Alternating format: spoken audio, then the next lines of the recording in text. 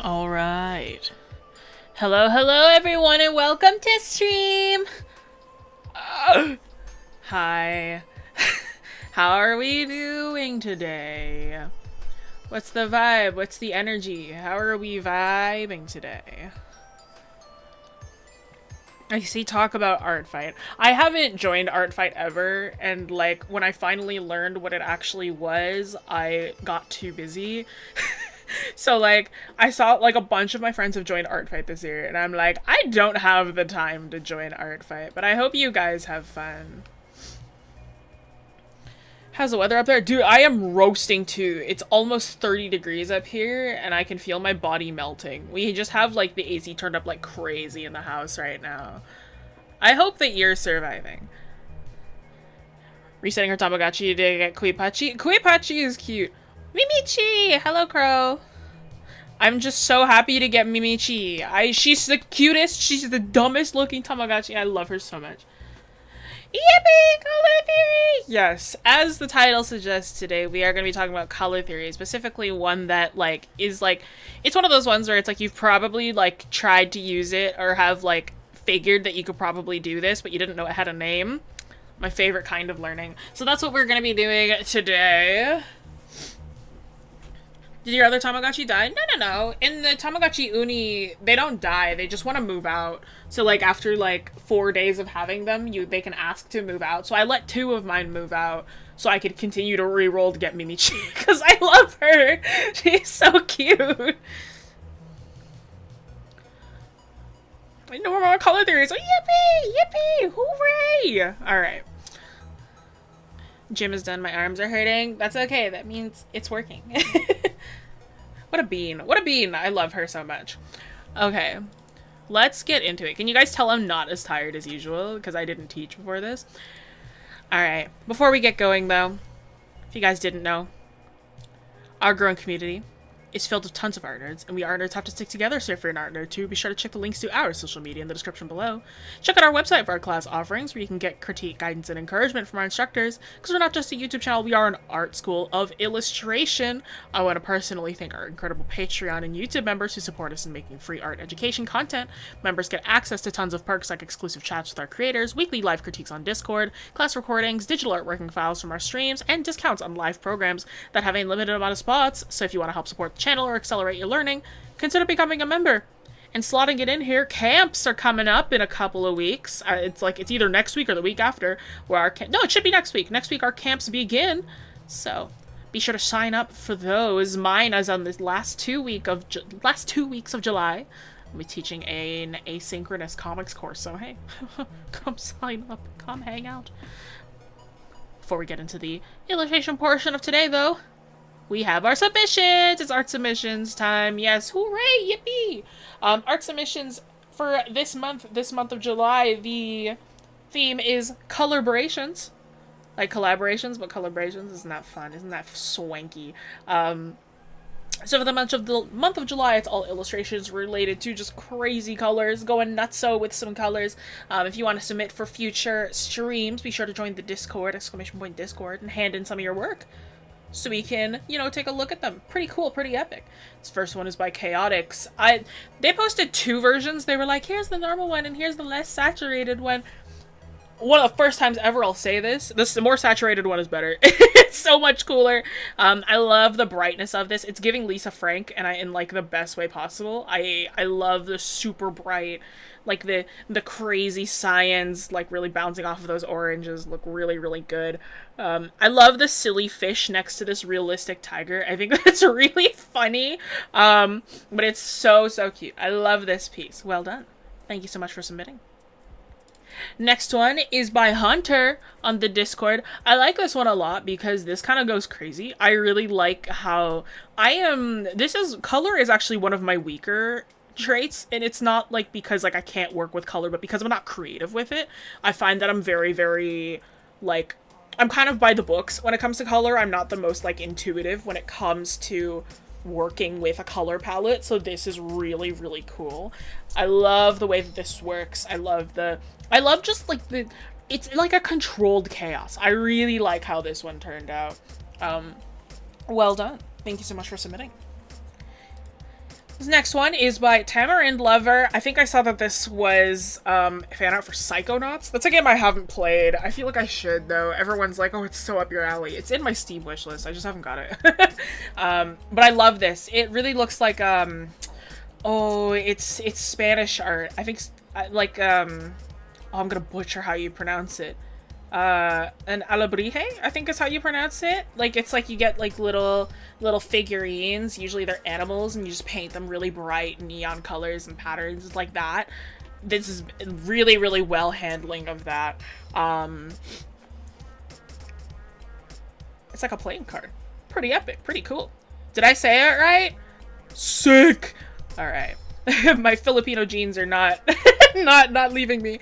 But alright. Thank you so much for submitting.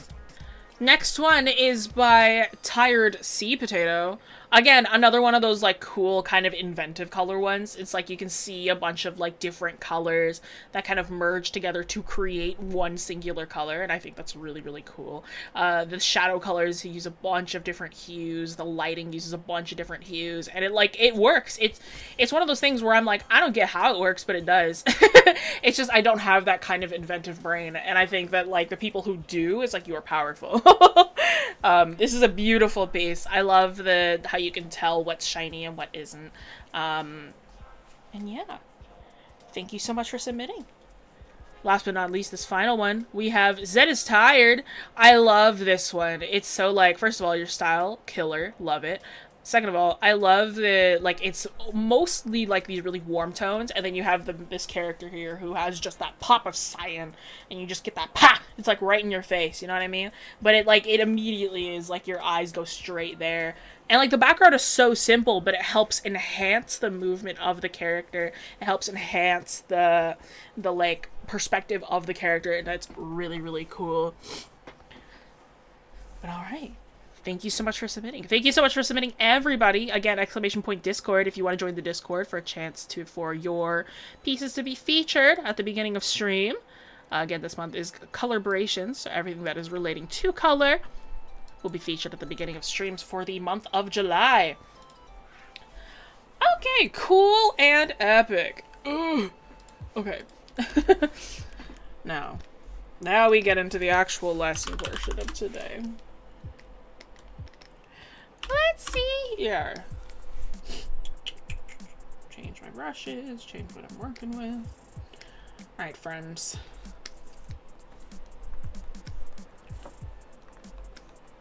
I tab in to actually get Jessie jump scared. So true. Am I scary, chat?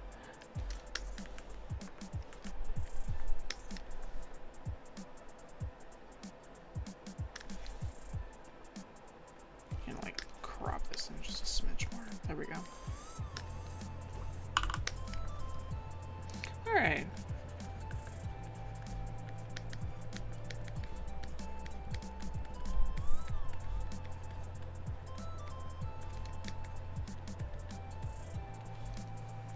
Only on Tuesdays. That's fair. Chevreul's rule of color theory.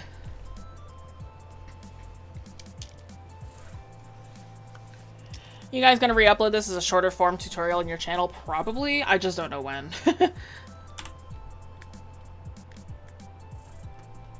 Okay.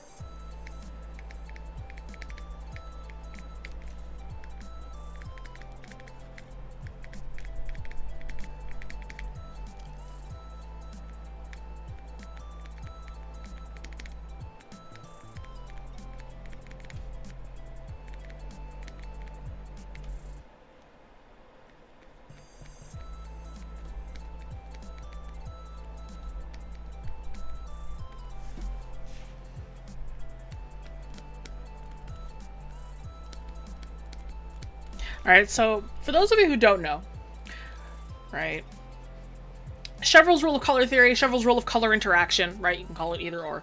I usually go like Chevreul's rule of color interaction. That tends to be my thing. But this is the more Googleable one, I suppose. Chevreul's rule of color theory, right? The long and short of it is that colors, what it states is that colors are perceived differently based on their context. Right? You will see a color and it will look different depending on the context that surrounds it, right? And it basically is just saying that depending on where you put a color and depending on like how you use said color, how it looks and how it is perceived will change depending on what is surrounding it. All right. Alicia, thank you for becoming an official art nerd. We appreciate you. The 3 branches of Chevreul's rule of color theory, right, is your value, your complementary colors, or your saturation, and subtraction, which is probably a new one you haven't heard of.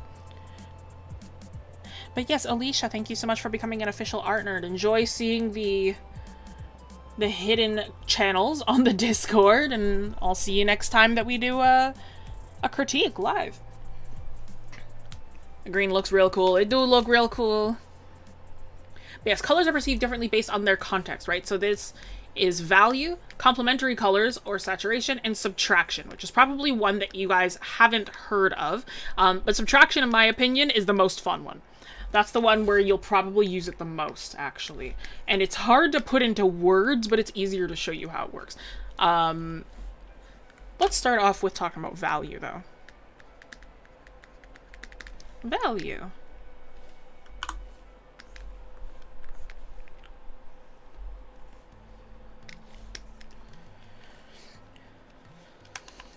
So this one is really simple. You've probably seen this one done before. Values.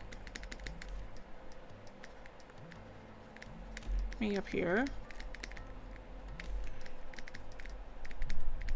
Lighter or darker.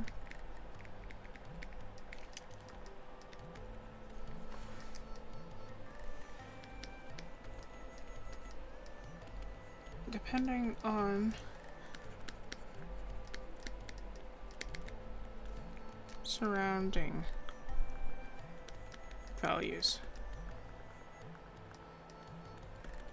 Alright, so value, the main thing that you want to take away from value, is that values may appear lighter or darker depending on the values that surround them. Alright, you have seen this before. Hang on.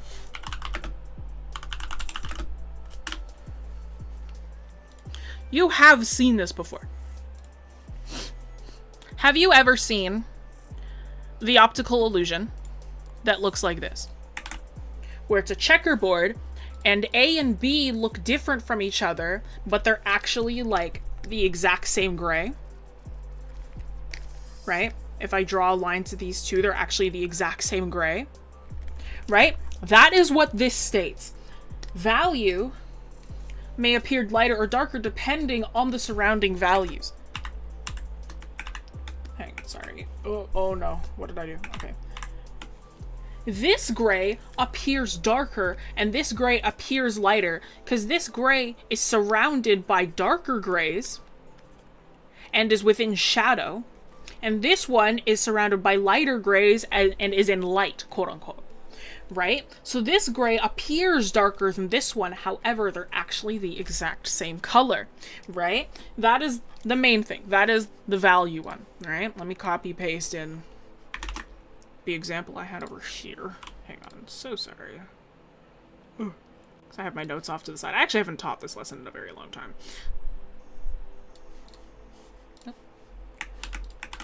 Right? So this is the one that people will use. Right? This gray looks a lot lighter than this one does. Right? This one looks a lot darker than this one does, only because of the context that surrounds them. Right? If we took one gray like this, put it into a black environment versus a white environment,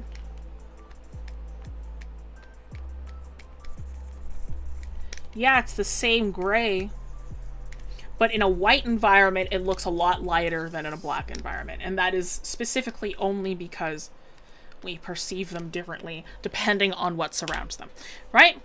So that's an easy one. Value is really, really easy to kind of get, right? Values may appear lighter or darker depending on the surrounding values, right? That's a simple one.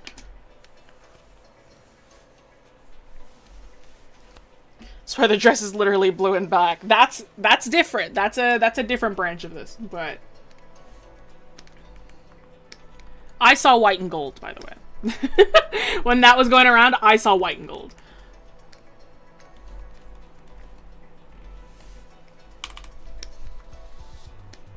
Value is our first branch. Our second branch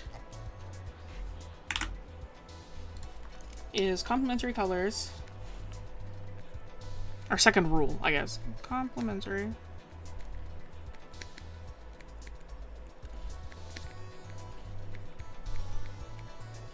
colors or saturation.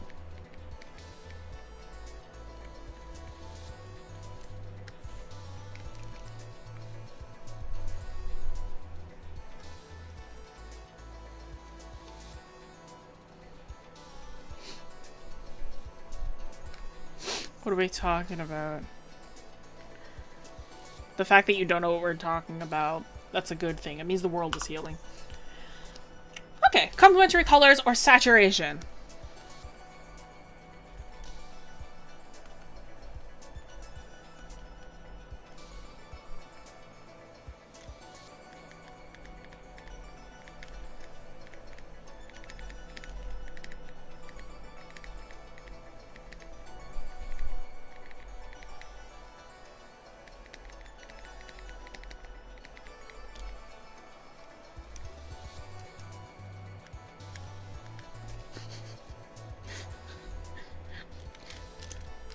The dress is gone, y'all. This no longer needs to be a debate. Not anymore.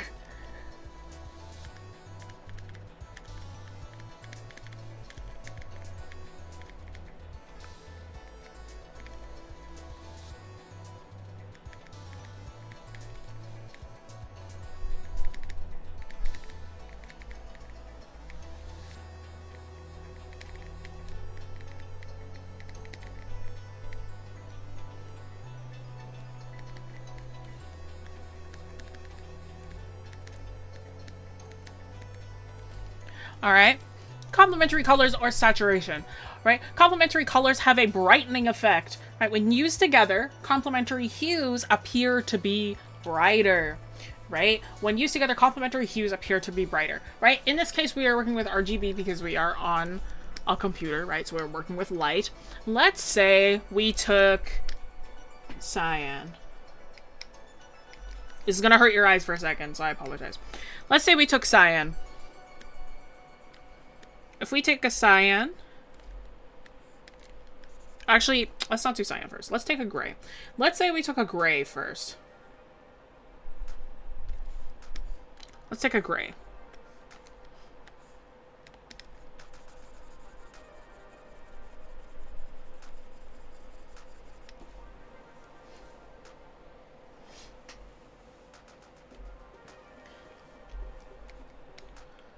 If we take the gray and we put a red on top of the gray, alright? It's red. Yeah. Red on top of gray, right? It's pretty bright. Let's actually darken this. It's pretty bright, right? But it's not like nutso, right? It's like we can kind of stand this. This isn't the worst thing in the world, right?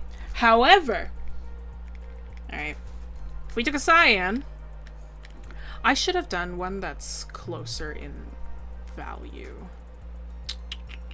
Let's actually do one that's closer in value.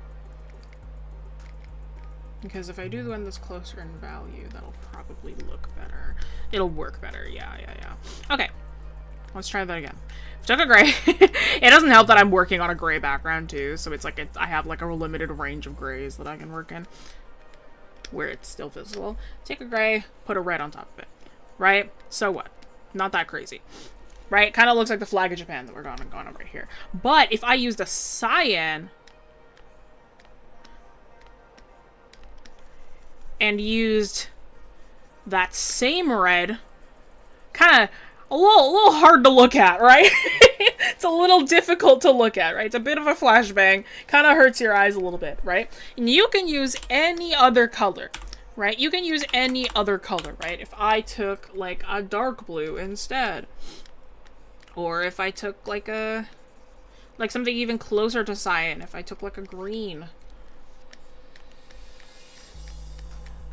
right? Neither of them brighten up this red as much as that cyan does, right? These two are also not easy to look at, but this kind of hurts your brain a little bit, right? Hurts your brain a smidge.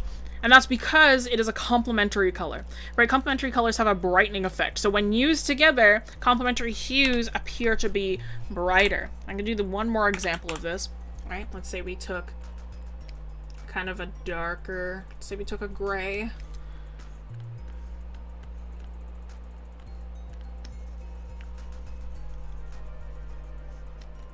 We put yellow on top. Right? It just looks like a bright yellow on top of a gray, right? No difficulty with that. However, we take a blue.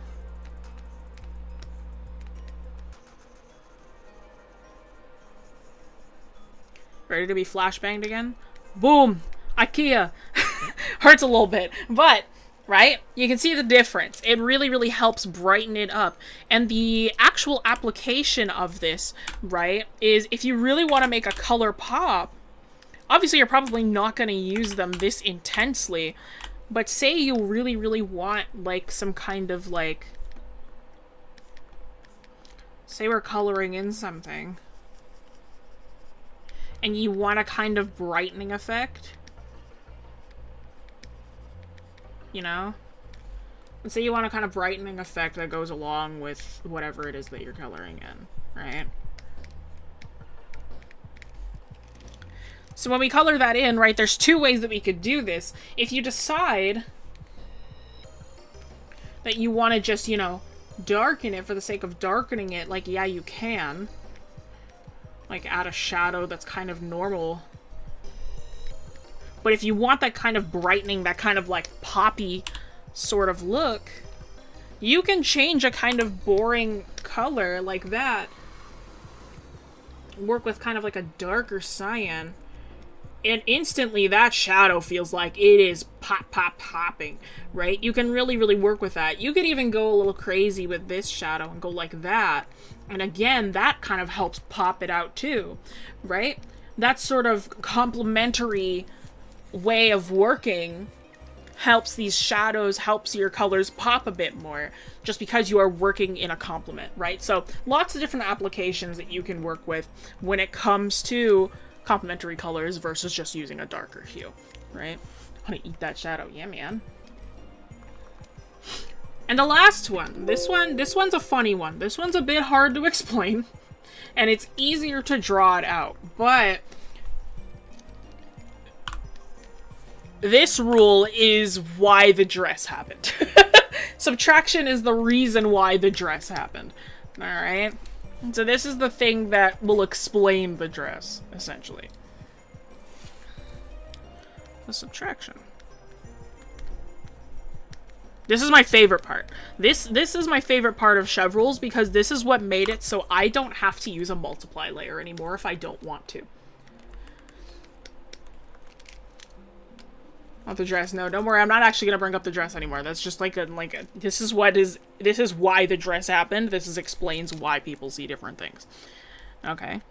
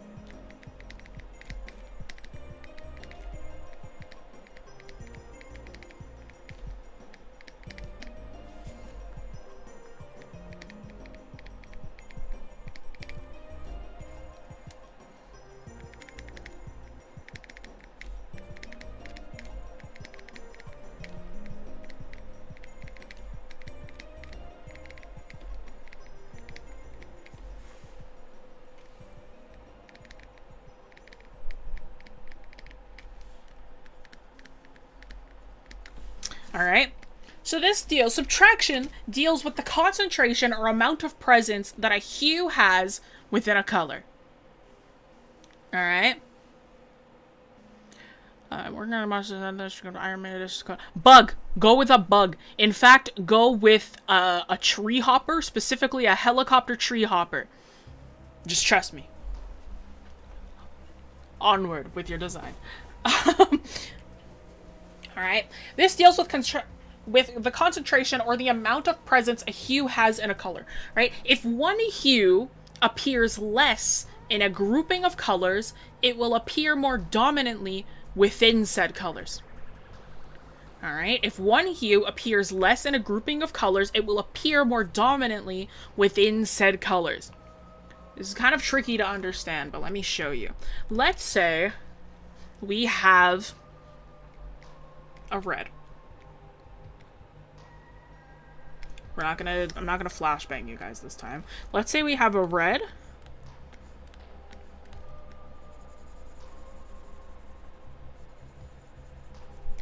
And let's say we have a blue.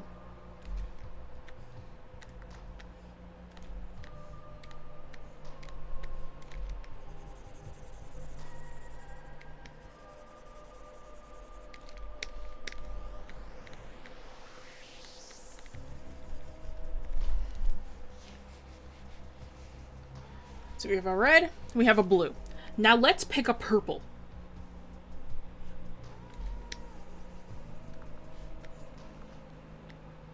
Actually go with... I'm trying to find something that like will show up well on both of these. Okay. The two like okay, there we go. Let's say we put this purple in this red and this purple in this blue.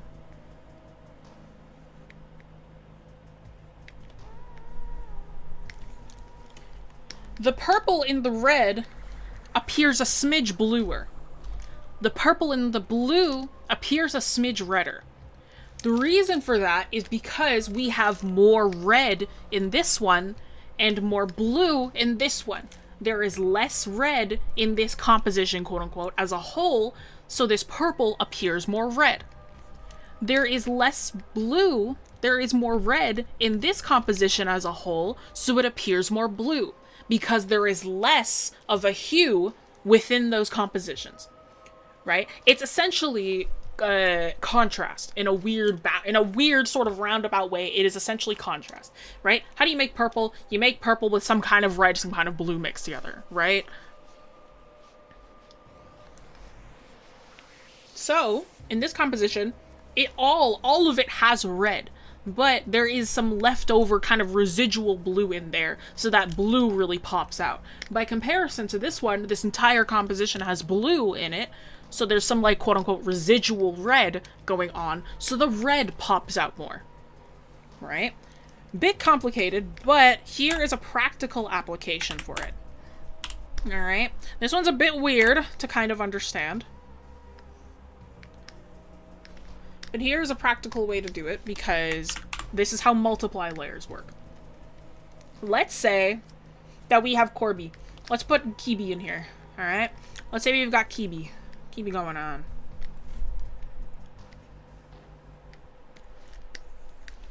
Favorite little pink guy. Let's put him in a white box. Let's say that we have... Oopsies.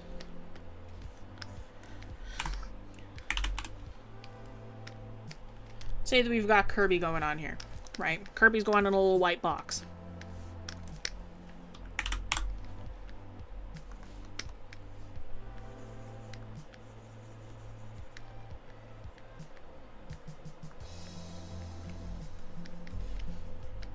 I've trapped him.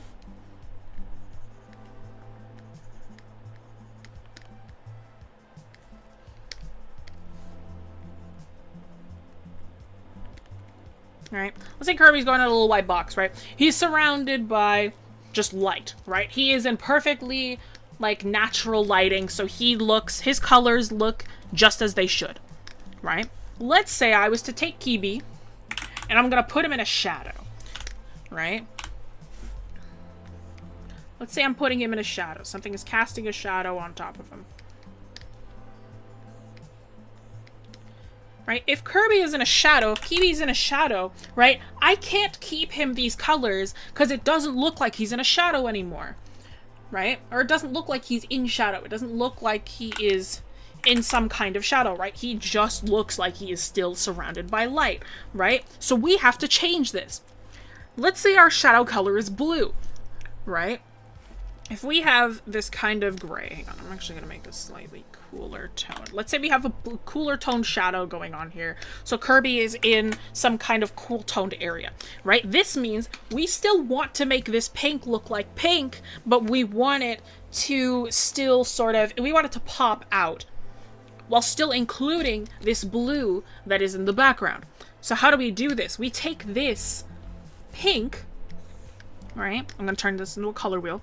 We take this pink and we go, okay, I need to add some blue into this. Which color, where do we go to make this look more blue? And the answer is going towards magenta and then darkening it down. Maybe not that dark, but might be here-ish. So we take this and we darken that down a bit. Like that. And same deal with this guy. Bring it down to the magenta, make it a bit darker like that. A bit brighter. I'm used to working with a hue cube, I apologize.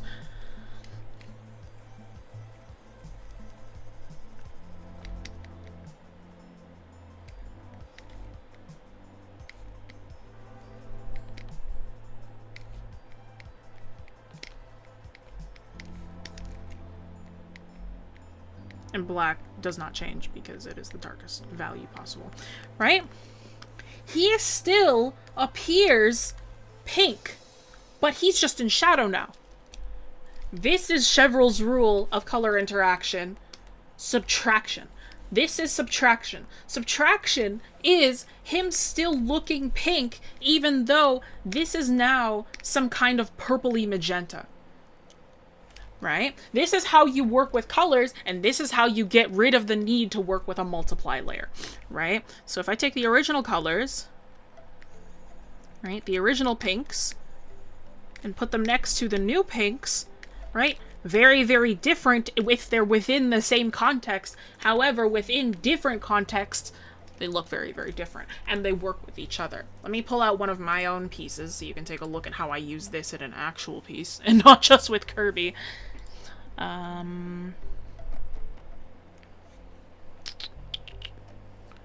Which one can I use? Oh, I would use that, but that's spoilers or something.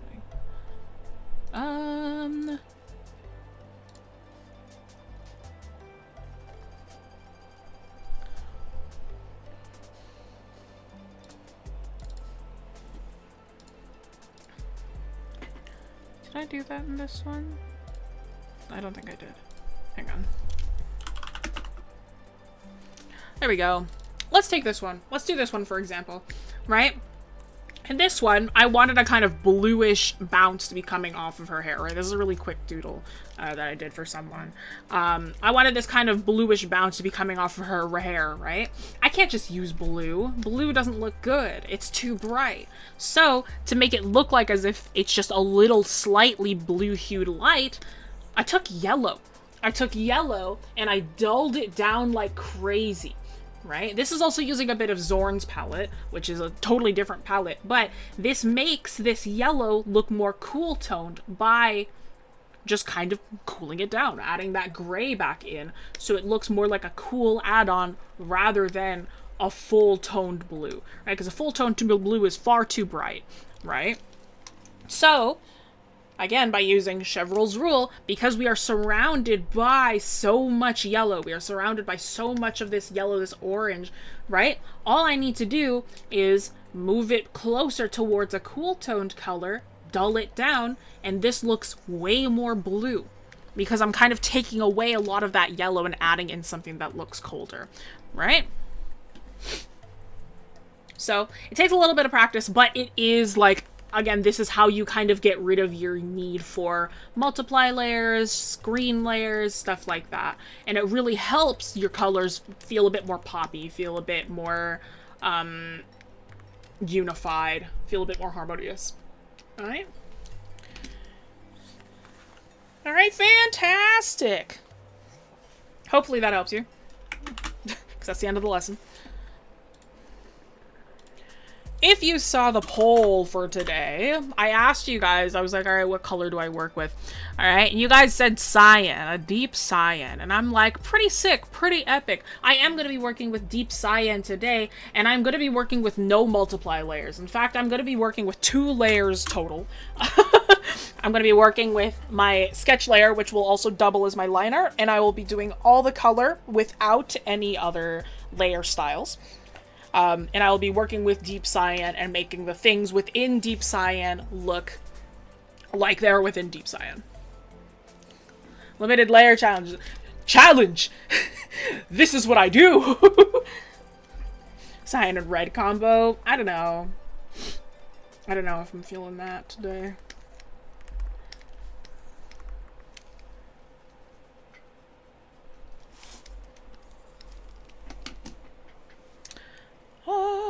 What do I do today? What do I do today?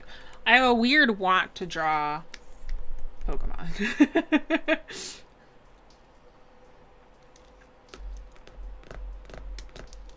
But Neptune's probably going to take too long because I want to get to the color. I have to get to the color today. So I'm like, I can't actually draw something that's going to take too long. Because Neptune is going to be complicated with, like,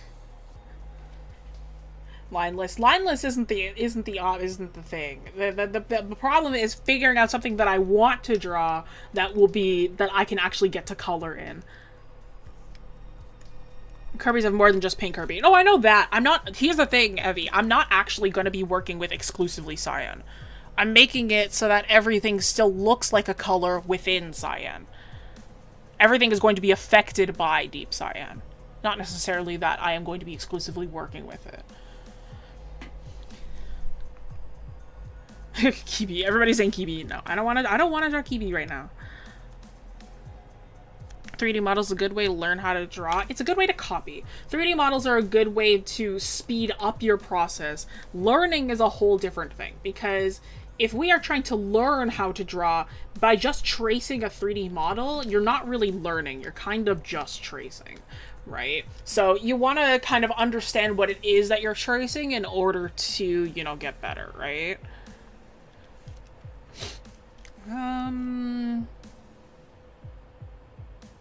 Sailor Moon's my childhood. I've never seen a single episode of Sailor Moon. I apologize. Corn is cyan. Technically is... That's no fun though, because corn is also a very dark color, so he won't be very affected by something in the shade.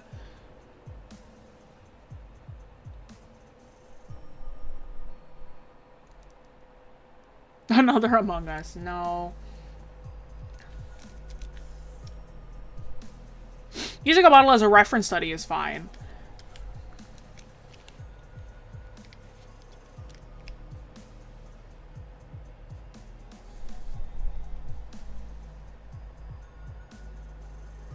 I don't believe you had a childhood if you've never watched Sailor Moon. My childhood was filled with Kirby right back at you. Alright? That was what my childhood was. Don't point at me. Warrior Cat's character. I did not read Warrior Cats. I was a Wings of Fire child. Was the best! It was the best.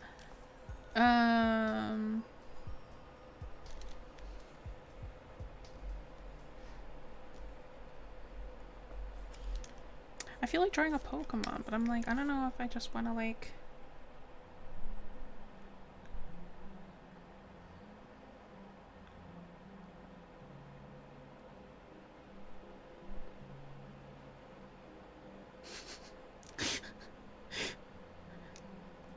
No, but I don't want to... Ah, you know what? Yeah, Neptune it is. I'm like, I don't want to... I'm like, she's going to take a while, but I can speed it up. I'm already wasting time. I can find ways to speed this up.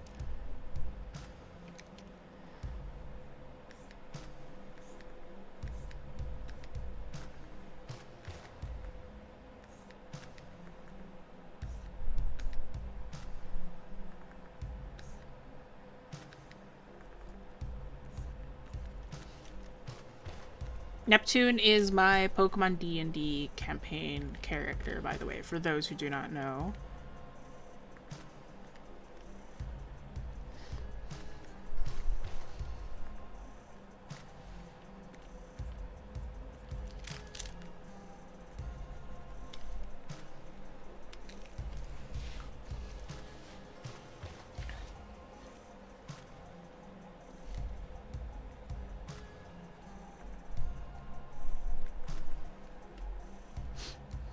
Leafeon is the best evolution by far. I'm sorry, I'm a Glaceon fan. Leafeon is the favorite of a friend of mine, though.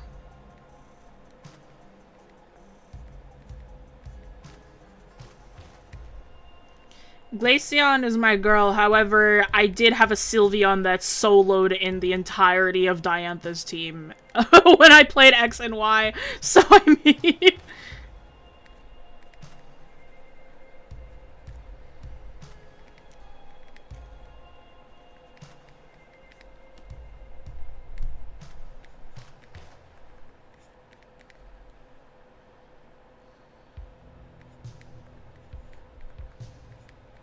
I don't know if I've said my favorite Pokemon. I'm like, my favorite Pokemon is, like, Blitzel Zebstrika. Like, that's my favorite Pokemon.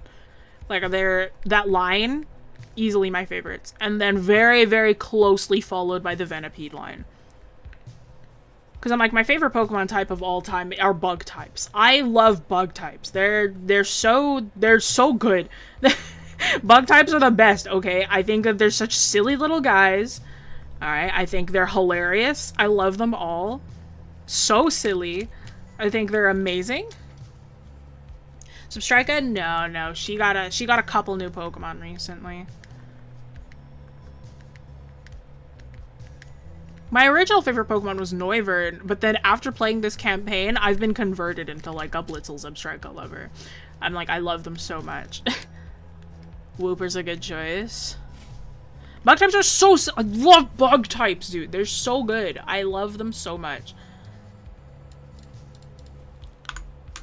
Listen, the Venipede line, amazing.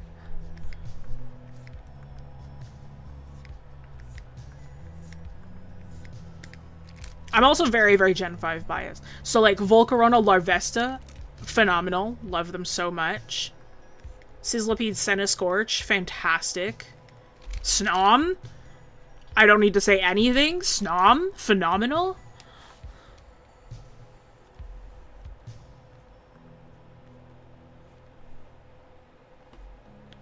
Gengar. I'm like, I don't mind Gengar. I think they're a cooler ghost Pokemon than Gengar, though.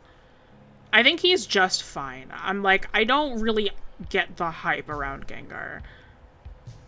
But I'm like, I understand. He is very, like, OG.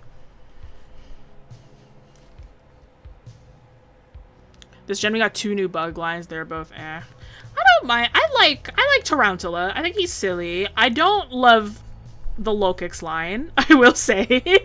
I think they're a bit ugly, but I do like Tarantula.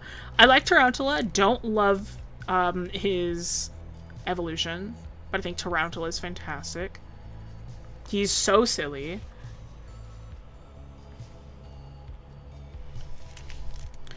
I feel like Pincurchin should have been a bug type. I'm just saying. I think it would have been very silly. Gen 5 easily has the most really good designs. I just love Gen 5 in general. I am such like I grew up with Gen 5, so I'm really biased. But I'm like, the only, I am very into games that have a really good story. The only Pokemon game that has come close to beating Gen 5 and how good it was, funny enough, is Scarlet and Violet. Because I really liked the Scarlet and Violet story. I thought it was really, really good. Say what you will about, like, how the actual game runs. But that story was awesome. Like, that story was so good. Like, I thought Sun and Moon was really boring. I didn't really... Like, X and Y was fine. I think it could have been better.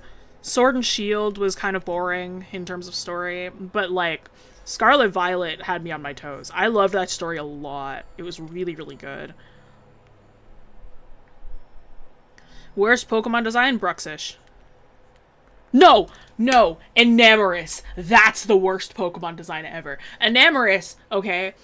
Oh, you're gonna put me on a rant. Enamorus All right, has the worst Pokemon design of all time. Let me tell you why. And Emerus was supposed to be the fourth Pokemon of like Thundurus, Landorus, Tornadus, right? The genies, right? And then she was supposed to be the sister, right, or whatever. Thundurus, Tornadus, and Landorus are based on mythology. There's a specific like they were like these creatures that were based on like natural disasters, right? So, like, obviously, tornadoes, Landorus was based on earthquakes, Thundurus based on, like a severe thunderstorm, right? And, like, they embodied that really, really well, right? There was actually 4 in that legend, right? They used 3 for black and white, but there was 4. There was a 4th one that was supposed to be, and they're also based on the animal that was, that legendary, like, theme. Right? So in this case, in the case of them, right, Tornadus was like a bird, Landorus was like a lion, I think, and then Thundurus was a dragon. There was a 4th one. The 4th one was supposed to be a turtle, a soft-shelled turtle that was meant to, like represent tsunamis, right? That's what that one was supposed to be, okay? What did they do? They called her the sister and made her the genie of love. Okay? No relation to tsunamis at all. They just made her like a Valentine's Day themed like genie who then I guess had like her Therian form was a turtle. Alright? And I'm sitting here like, I don't care that like you made her the sister, because that's pretty cool. I'm like, you have the 3 brothers and then you have the sister, and I think that would have been really cool. But the fact that you turned her into it like a love genie and not like the goddess of like tsunamis is the most like heinous thing you could have done to that design, because it could have been so cool. You had it in your hands. You had the theme in your hands and you broke it. And that's my rant about how much I hate Enamorus. And my reasoning why I hate Enamorus with every inch of my body, because I'm just like, I can make fun of Bruxish all I want, and Enamorus is genuinely like a lost opportunity, and it's so obnoxious. Redesigned when I think people have already redesigned it, because I think everybody was just kind of like, this design sucks. Not only is it like no close to like the actual lore, it also just looks terrible. I hate the design so much. It's so ugly, and I'm just like, you did her so dirty. Enamorus, Enamorous, Enamorous. But they just made her like enamor, like to love. I'm just like, what? Ah! So ugly. Anyway, back to art. I'm so sorry. I have to, like, somebody asked me, like, what's the worst Pokemon design? I have to go on my rant about it. My partner will rant all he wants about Altaria, and Enamorus is the most, like, we've been stolen, I think. They did her so dirty, right? References. Oh, there was a question. I apologize.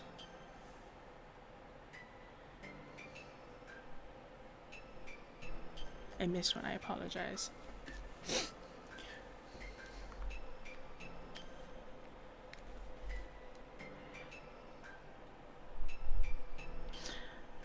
Love Altaria's design, as do I. He doesn't like it for like the lore reasons. I'm like that's fine, but Enamorus will always be my least favorite ever. Being the worst. It is the worst. It's the worst, right? It's ugly. Taking a female character and just making her pink and love theme is such a tired design choice. It really is. I'm like, it is kind of giving sexism. I was like, there's something kind of like, I don't like that. Something feels icky about it. I'm like, I don't enjoy it.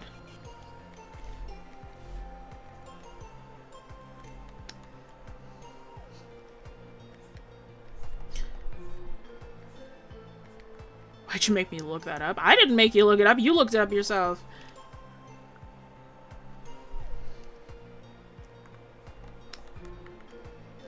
Where was the buff tsunami lady, Game Freak? So true. Y'all know I love Pincurchin.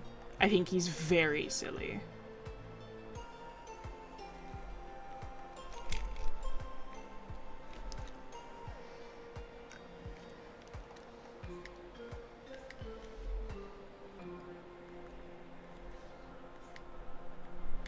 I'm just saying, Pincurchin should have been a bug type.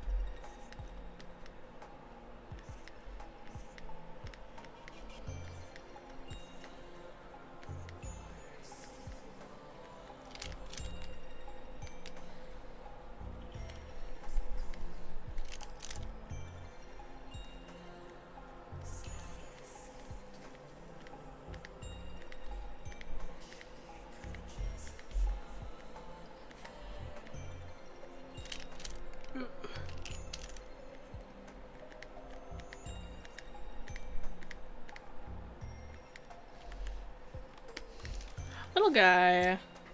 Yeah, he's just very silly. I love Pincurchin. In the most recent session that I played, Neptune joined like a foster Pokemon,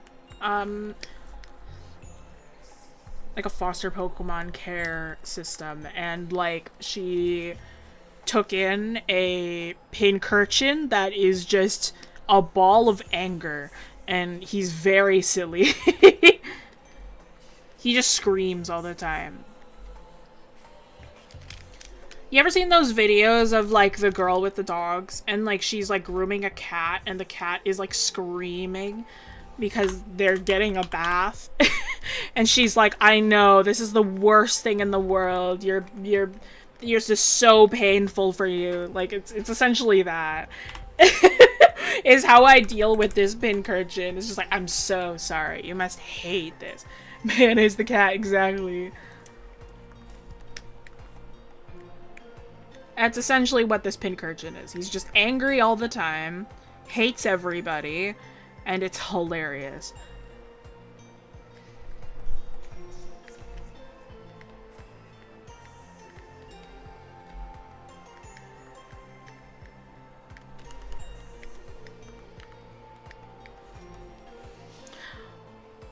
Thoughts on Kara? Thoughts on what? Who's Kara?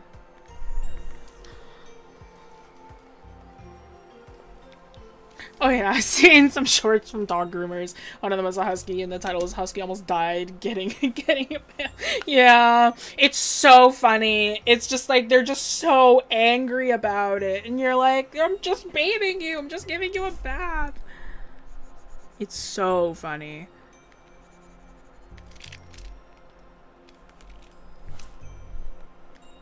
Oh, Kara the app? I think I've heard of it. I don't know. I haven't touched it.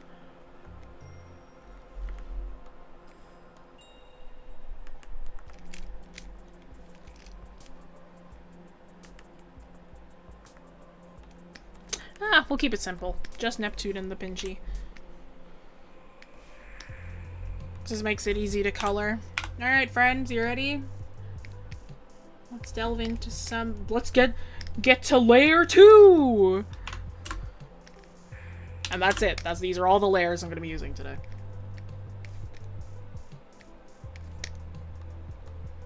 Oops.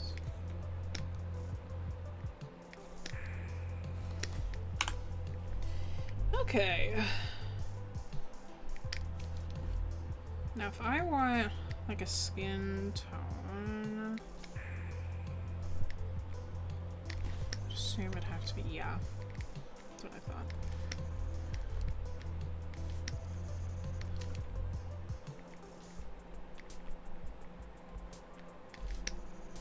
There we go. Isn't that fun? Look at that. Wow, wow, wow. So all I'm doing right now is I'm kind of just... This is like a nighttime scene. We're kind of going as if it is the night. And what I'm doing is I am approximating colors based on the surrounding lighting, okay? I might do some color adjustment by the end if I want to make it look just a smidge more unified. Do I post my art anywhere? I do. I mostly post on Twitter.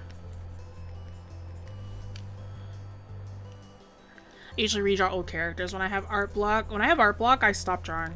And I sit down and I do something. Do you guys want to hear the thing that I realized the other day? Okay, I was playing a game. It's the Steam summer sale, so of course I got a bunch of games. But yeah, if you're an art block, usually you stop drawing because that means that you're out of ideas and you need to start picking up some ideas again. So go take a walk, play some games, read a book, do something that is not drawing, so then you can gain that inspiration back. Alright, so with me, it's usually playing a game or hanging out with friends or whatever. So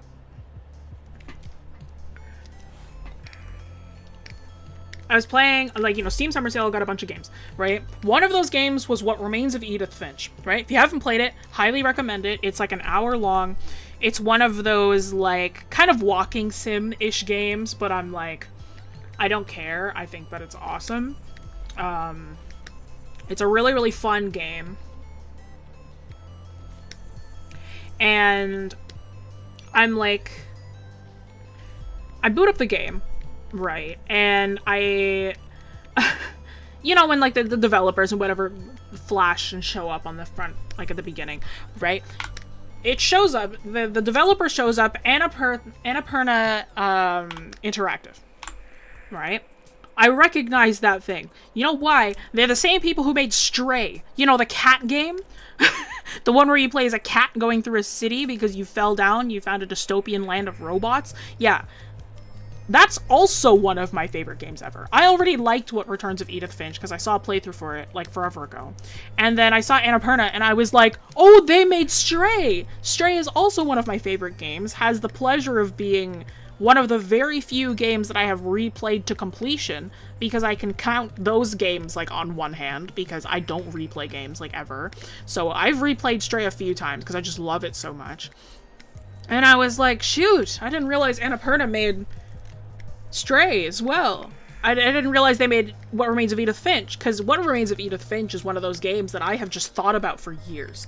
Like, it's one of those games where you play it once, and you're like, man, I'm gonna sit here and think about this for, like, ever, right? And I did sit there and think about it for, like, ever, because it was just a really good game, and I could remember some sequences, even though it's been years since I last watched the playthrough.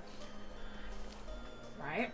So I think about it, and I'm like, what other games has Annapurna actually made? So I go through, and I go to check what other games Annapurna has made. They also made Kentucky Route Zero, which is, if you've been on the channel before, I've talked about how much I like Kentucky Route Zero, because that game is also one of those ones where you play it and you're like, I'm gonna think about, like, what my life means now. And, I was like, oh my god, they also made, they made Kentucky Route Zero, What Remains of Edith Finch, and Stray, right? 3 of, like, my favorite games ever. Right? And I went to go look through, like, the rest of the games catalog. For all of my slightly older PC gamers, they made Journey, right? If you remember Journey, the one where you're just, like, a guy in a red cape who's running through the desert. Yeah, that very classic kind of heart-wrenching game, they made Journey. They have made Cocoon, which is a newer upcoming one. They've also made Outer Wilds, which is probably a name that you've heard, because it won 3 different Game of the Year awards, right? And I'm like, they're all made by the same people. They're all made by Annapurna Interactive. And I'm like, you're nuts. I'm like, this studio's nuts. I'm like, you know what? The next time... Journey was a TCG game? No. Journey, the video game. Here. Journey was a very, very classic game from, like, 2012. It's like, for those who maybe you've been around for a while but don't recognize it, it's this game. You see, it's the little guy in the red cape on, like, the desert landscape. It's this game. They made this game. Right? And then, Outer Wilds, What Remains of Edith Finch, that kind of thing. All made by Annapurna Interactive. I didn't know this. And I was losing my mind. I was like, are you kidding me? I'm like, the next time Annapurna makes something, I'm just gonna, like, believe them. I'm just gonna be like, you know what? Yeah. I'm just gonna be like, you're making a game, I trust you. I'll play it. I don't need to see the synopsis. I'll trust you. Because clearly you just have this is the studio that makes every game that I like ever. And I'm like, guess what? I guess I'll just, like, watch your content constantly. The best thing about gray, right, you notice it's looking gray, and that's just, like, it just needs to get darkened, right? So I just go to cyan. It's like I'm adding a little bit of cyan to it.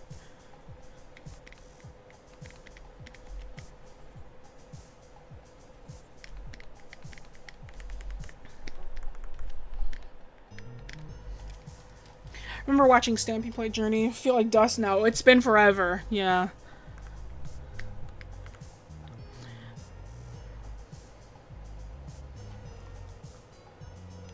Excuse you, Microwave. It was Pokemon Sleep, and I did evolve the normal one. So now I have 2 Togekiss. Don't at me about my tweets on my work stream.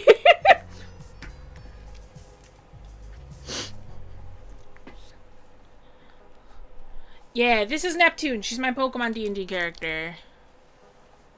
Oh, of course I've heard of Hades. Who hasn't heard of Hades? The second one is coming out.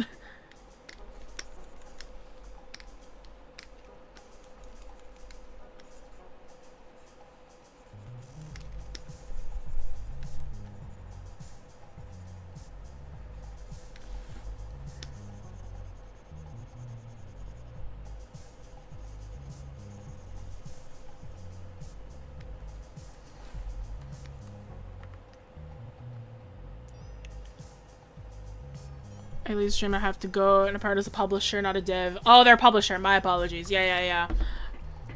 It's published by Annapurna. So yeah, next time the Annapurna just, like, publishes something, I'm just gonna, like, be like, okay. I trust you, because clearly you only publish bangers. So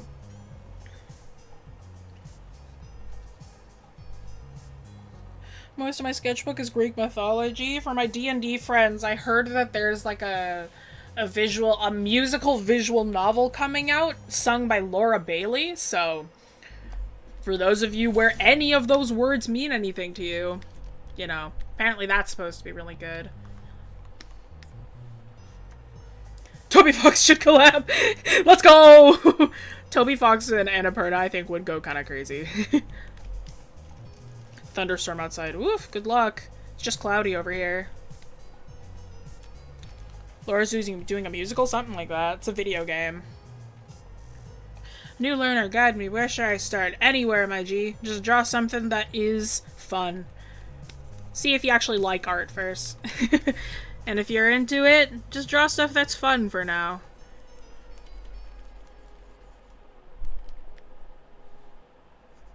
Jumping straight into studies makes art boring, so just start by drawing fun things. And then once you figure out what is actually fun to you, then you can start to study a bit more.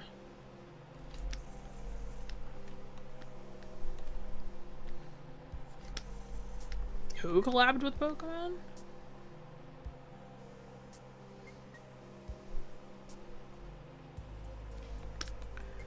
First Pathfinder campaign is happening on Tuesday after months. My guy's a human wizard and oracle. That's fun! You love to see it.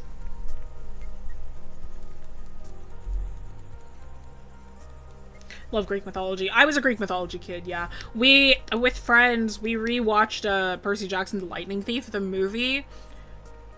You know, physically as a movie, outside of the book, not the worst movie in the whole world, but compared to the book, it's terrible and I hated it. It's just like, man, you got rid of some of the coolest bits. Ew, the movie, yeah, genuinely.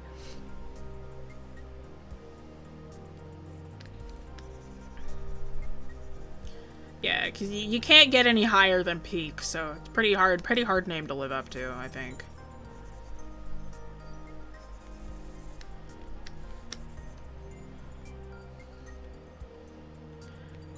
Haven't gotten around to watching the series yet? Don't! Read it! And not the show, the book, like the first movie from like 2010. It's very 2010. Like, it's like you watch it and you're like, this movie came out in 2010 for sure.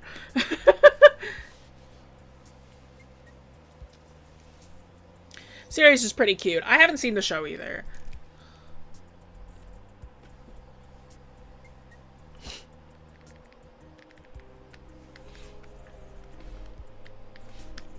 Microwave, none of those words are in the Bible.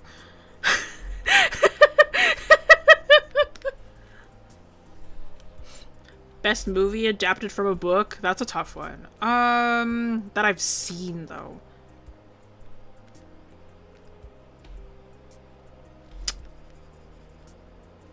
You know, I don't know.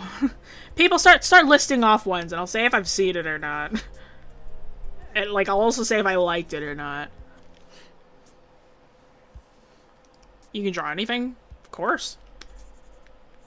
Just get a reference. You can draw anything.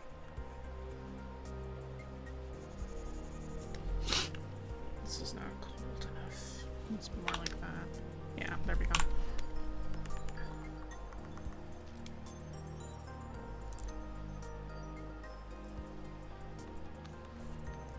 Pokemon based on a pincushion. Yeah, Pincurchin! He's very silly.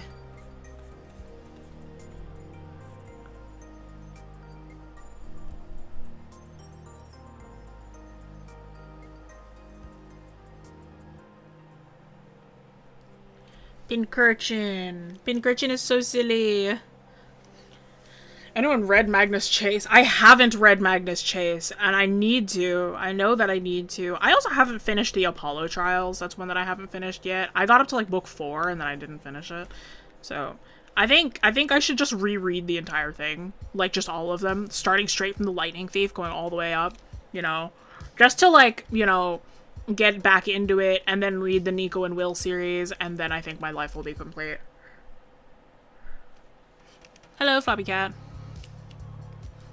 I have not read Harry Potter. I have watched the movies. I don't know. I've heard that the books haven't aged the best. With some things. Series of Unfortunate Events. That's, you know what? Yeah, good movies, good book. A Series of Unfortunate Events was very good. I thought the movie, like, by comparison to the books, obviously the movie was different, but I actually still really liked the movie. Like, even as an adult, like, I rewatched the movies, I had read the books a long time ago, and I thought that they were both really, really good. I really liked... Were they directed by Tim Burton, if I remember correctly? I think they were, and I think that that's what made them really good, because it kept the eeriness that only Tim Burton can do. In a way where it's still like a kid's movie, I guess, but like it's one of those kids movies where you grow up and you're like, oh yeah, that movie scared the crap out of me when I was a child. Have not seen The Hunchback of Notre Dame. Sign is so cute. Looks like a mix between Toothless and a sea snail. He's very silly. Pincurchin is a Nico series. Yeah, it focuses on Nico and Will. Rick Riordan got a co-author to help him write a gay relationship, and I thought that was really cool. Pincurchin. Pincurchin. He's very silly! This is a very me way of drawing Pincurchin, because he's one of my favorite Pokemon ever. But, like, Pincurchin is a very, very silly looking guy. Look at him! Isn't he fun? He's so silly. He's the silliest guy ever. How old was I when I got into art? I was born with a pencil in hand, straight from the womb. Ink was in my blood, and my first words were finally asking my mother to hand me a pencil and paper. I've been drawing since I was a kid. Like, for as long as I can remember. Breloom is very silly. What TV show moment scared you as a kid? Ooh, that's tough. I didn't watch a lot of, like, scary TV shows. Oh, no. You know what? I mean, I guess I shouldn't really have been watching this as a kid. When I was a kid, a show that I was watching with my parents was Once Upon a Time. You know, like, when they took a bunch of, like, fairy tales, and they made them, like, dark and edgy and whatever, and it's, like, dark and edgy. They made them into, like a drama show, Once Upon a Time. And it, like... I had a really big fear of mascots and dolls when I was a kid, which is really funny because now I love them.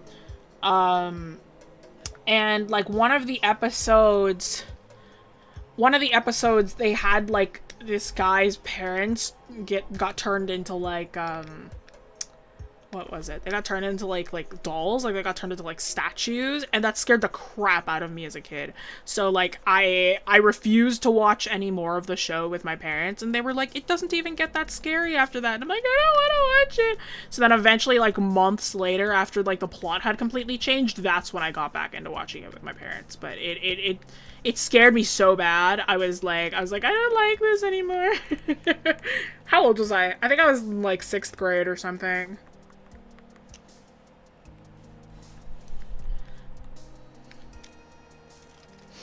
The little Teddy Ruxpin plushies. I do not know those.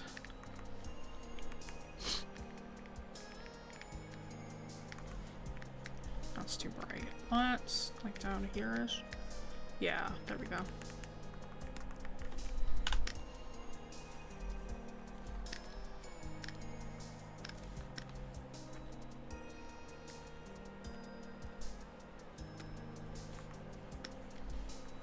Oof, a little too dark.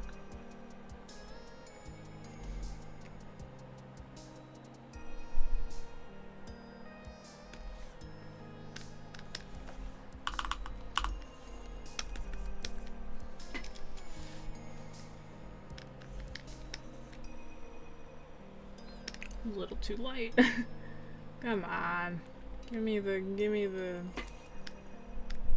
good middle ground. There we go. It's a little better.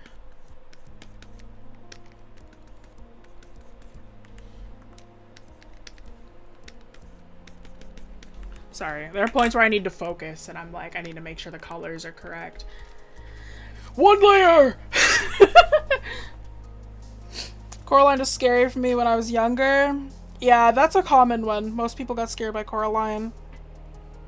I actually never watched Edward Scissorhands. That was not one that I watched as a kid. Breloom resonates me with a spiritual level. I think he's very silly. I do like Breloom. I think in terms of silly little guys, I think Shroomish is more silly. But, like, I understand completely. Breloom is very good.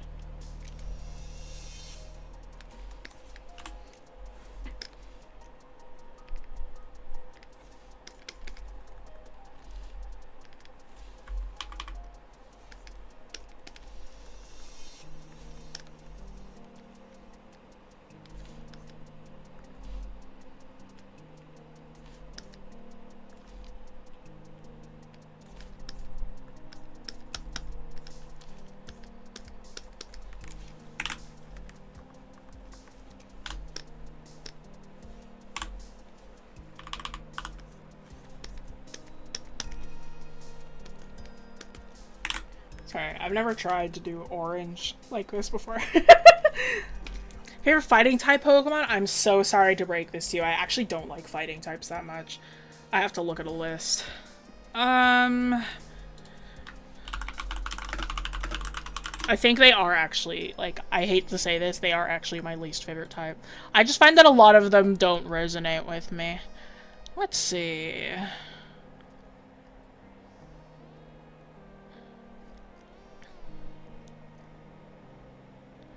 Da, da, da.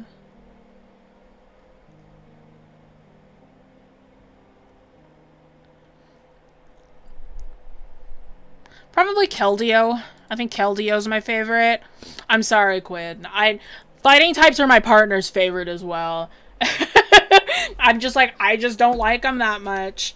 I know that they are. I'm sorry.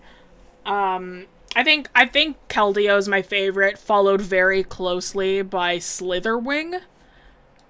Because I just love Volcarona so much. Keldeo's solid. I think he's so fun. Keldeo's just so fun. Lucario's fine. I think he's a little overrated. I'm like, I think he's cool, but I'm like, I don't see him as like the most awesome thing ever. Partner should yell at you. Slitherwing is so silly! Bug fighting type is so funny! I just think he's so funny! Slitherwing is so cute, because he's so, like, you know, like, stompy. So cute! Alright, friends. We have our shadow layer, alright? Remember, we're working on one layer today. I'm actually going to, I know I have cyan as this background, but I want this to look more like grass, so I'm actually going to do that. Look at that. Isn't that cool? Looks like, it still looks kind of green. It's starting to look kind of green, even though we're still technically in cyan. Haha, isn't that fun? I like grass types too. I think grass types are very fun. I like grass types, but I'm just sad that grass as a type is not the best. They're like kind of situational. Like my favorite starter of all time is Snivy. So I'm like really, really biased, but no, I do like grass types. Green. What's your, so you're telling me my element is fire, eyes, what, and mine is green. I watched that movie recently. I had actually never seen it before, so it was my first time watching it. It was really funny. I've been, I'm so sad, one of my students is really into Ninjago, exclamation point classes. She's really into Ninjago, and I started watching it again once classes were over.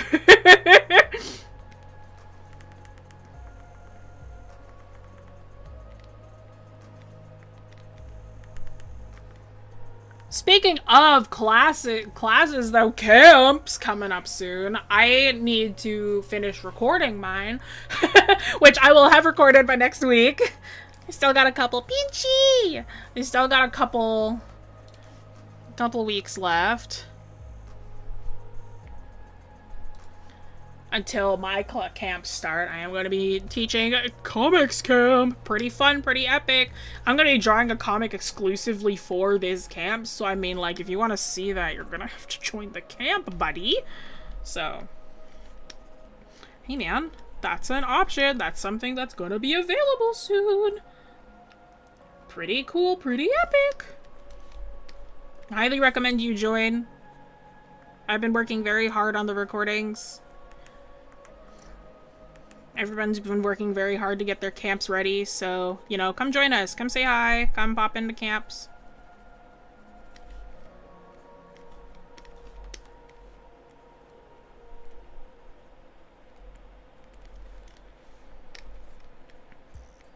So again, what I'm doing right now is I'm essentially just, you know,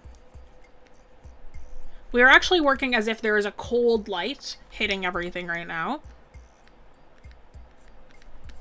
So by working on one layer, what I'm essentially doing is I am kind of just color picking everything and approximating it using, what do you call it? Using subtraction to get the correct colors down, right? And in this case, we want a colder sort of skin tone by comparison to the initial one that I put down. So in this case, we're working in the magentas, even though this still kind of looks like a skin tone, which is pretty cool. Isn't that fun?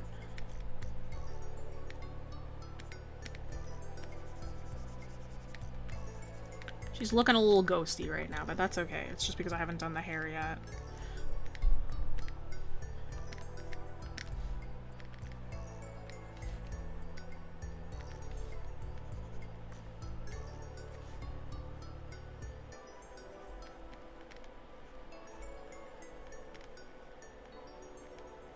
And with enough practice, you too can do all of this without the need for multiply or screen layers or anything to that effect. Why am I pointing? Oh. The least anger I've ever drawn him. It's Lloyd, Dad. L-L-O-Y-D. It's Lloyd, Dad. It's Lloyd, Dad. L-L-O-Y-D. I named you. You ruined my life. How could I ruin your life? I wasn't even there.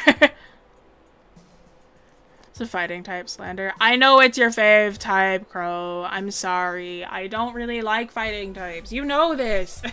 I've told you this. I don't like it. What's wrong with fighting types? I think that there isn't a lot of variety with them. And I find that not a lot of them are, like, really, like, my favorites.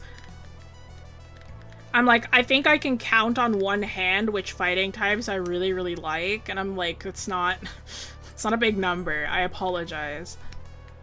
Oh, Lucha goes crazy. I don't really like how Lucha, you know this.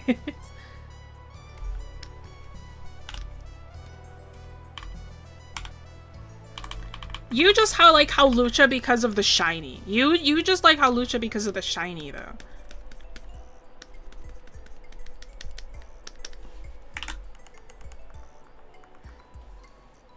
Ghost types are my fave. Ghost types are a great time.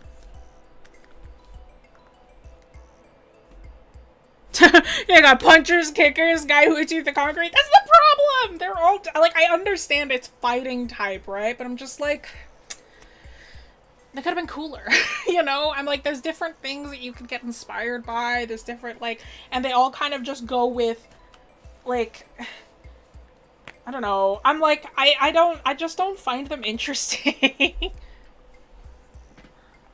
Vulcan is judging you. That's fine, he already judges me.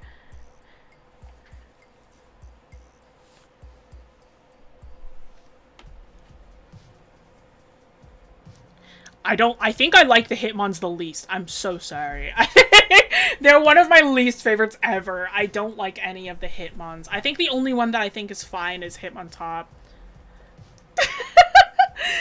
Conkeldurr gets a pass. He looks like a cool dude in your apartment who gives you food sometimes. Conkeldurr, again, he only gets slightly raised because of Gen 5. And then even then, I'm like, I think he's kind of ugly.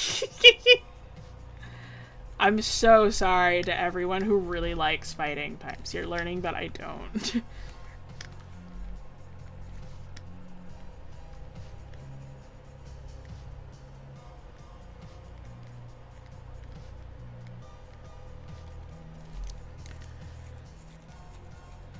Hitmontop because he's silly. He's kind of cute. He's like cute. And I'm like, but the rest of them are just kind of like, you know?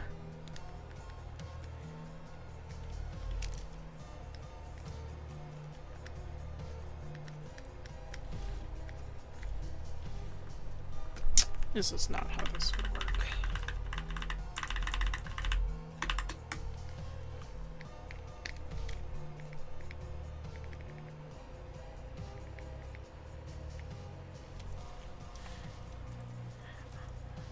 Are you gonna hurt my boy Felix like that? I like Felix! Felix is a fun character, and like Neptune has nothing against fighting types. I'm just like looking at them. I was like, okay, I figured out that bug type is my favorite. What's my least favorite? And just by looking at all of the Pokemon, I'm like, I think it's fighting. So I'm just like, they have the most concentration of Pokemon that I just don't really like, I guess. My champ is literally a free anatomy lesson. I mean, I guess. But again, he's just a guy, so I'm like, I'm not interested. Tell Twitter you don't like fighting types, you think he'll get cancelled? I don't think so. People have their own opinions. I mean, I guess you shouldn't have an opinion on Twitter, but, you know, that's another conversation for another day.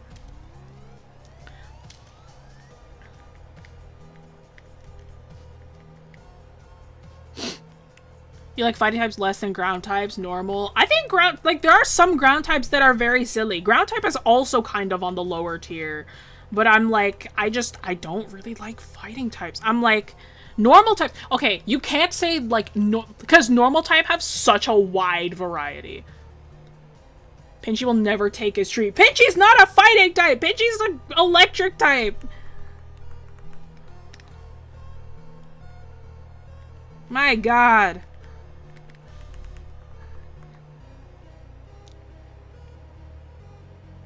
Rock and a rock snake. No, rock types have a good variety in those. There are some fighting types that are silly.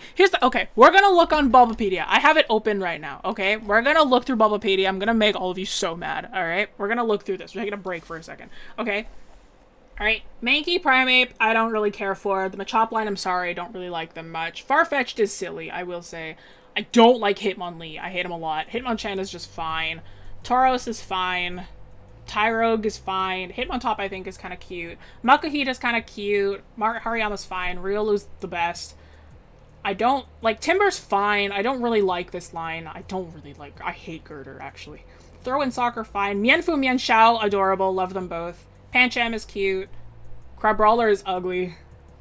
Persimmon, I don't like Persimmon. Clobopus is very cute. I like Clobopus a lot. Graplocked is meh.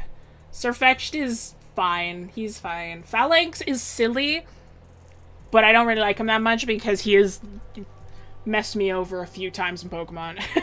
Zamazenta's fine. Cubfu's cute. Paldean, Tauros is whatever. Actually, I like Galarian and Zapdos a lot, actually. Sneasel, I am biased towards. Metatype, Metacham are silly, but I don't love them. Lucario's fine. Mega Lucario's fine. Pangaro's fine. I don't like Hawlucha much. Crabominable's awful. Hate him. Bye. Marshadow's very cute. Zamazenta is fine. Urshifu's fine. Yeah, all the Urshifu's fine. Sneasler I'm biased towards. Annihilape's pretty cool. I don't love him. I don't hate him. Iron Hands is fine. Koraidon I do like. Poliwrath is fine. Mega Mewtwo is fine. Heracross is, you know, they get the bug type silly pass. Combuskin, Blaziken are now, they're great because I love my Pokemon D&D party. Breloom is very silly. Don't like the Chimchar line. I'm sorry. Lopunny's fine. Krogunk is raising the bar only because of Pokemon D&D. Don't like Toxicroak. Gallade is awesome. Mega Gallade rocks. Love Pignite Emboar. Lilligant. Hisuian Lilligant. Top tier. Love her. Scraggy Scrafty is okay. I really like Scraggy. I don't like Scrafty much, but I do like Scraggy. I think he's very silly. The Pokemon anime also made Scraggy very funny for me. I love these three. Cobalion, Terrakion, Virizion. I love the three of them. Keldeo, my fave of all time. Meloetta, the pirouette form. I like the other form more, but I think this form is fine. I don't like Chestnut. Decidueye rocks. Stuffle, very cute. Beware's fine. Hakumo, Komodo, very good. Buzzwole's fine. Pheromosa, I like Pheromosa. Quaquaval, my duck. My king. Pomopomot are fine. I'm sorry, I think they're overrated. That line is a little overrated for me. Flamingo is just a Flamingo. Great Tusk is great. Love Slitherwing. Really like Iron Valiant. Okie Doggy is just okay. Right. I am like... Here's the thing. I like Pokemon of all of them, right? I look through all the types. Fighting types just have the biggest concentration of Pokemon that I'm either meh about or don't like. I'm like... It's just because I'm, like, based on the whole, like, thing. I'm just like, whatever. But you saw, like, some of them in there. I'm like, I really like some of them. Like, Slitherwing, these guys, pretty great. Love them. I love Hakumo Komo so much. They're so cool. Okie Doggy's okay. He's literally a doggy. He's not the coolest of the three of them. I am very biased to Pheasantipity. Because I think she's really cool. Pretty sure your average is above average based on your ratings. Yeah, it's above average. Like, of the ones that are, like, okay to, like, I don't like them, it is above average, but it is the lowest by comparison to all the other types. Because I don't really have a lot of Pokemon that I despise with, like, a Fury. Like, one of those Pokemon that I despise with a Fury is Turtonator, and he's not on here. I just really don't like Turtonator. I think he's ugly. But yeah, there you go. There's my ratings for all those guys. So you guys can stop yelling at me.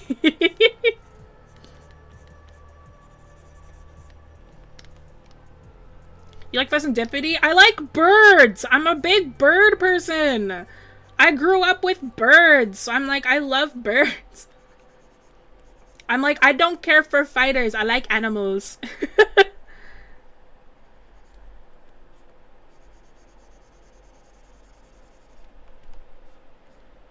Also, Fairy Poison is a cool typing, by the way. I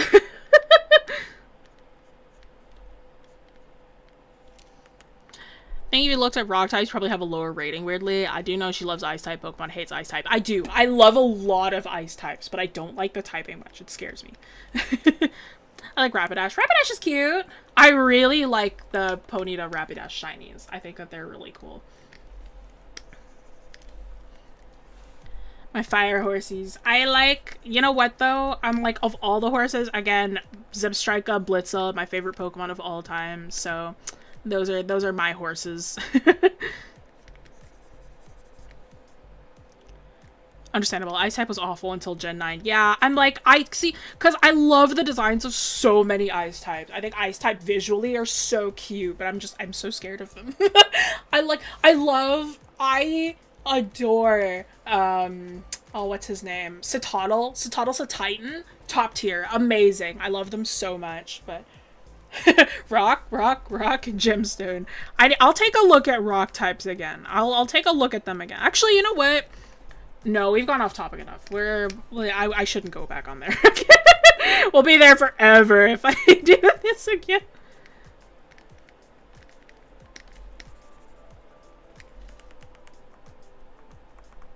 Citadel is so good. He's so cute. Just a little guy.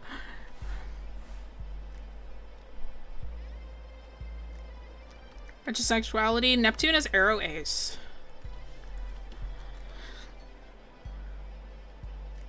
Jessie Pokemon rating stream.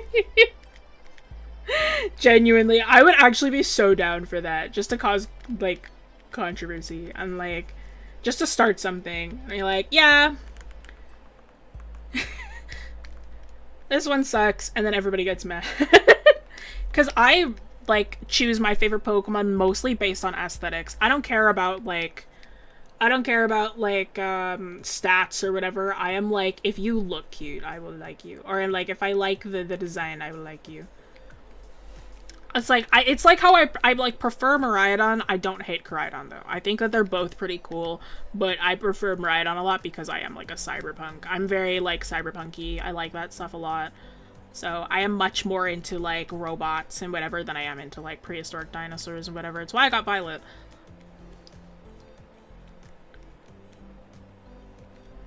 My argument was also always, like, the ending of Scarlet and Violet made more sense with Violet, in my opinion. Thoughts on Ditto? Cute or not cute? Ditto is very cute. I do like Ditto.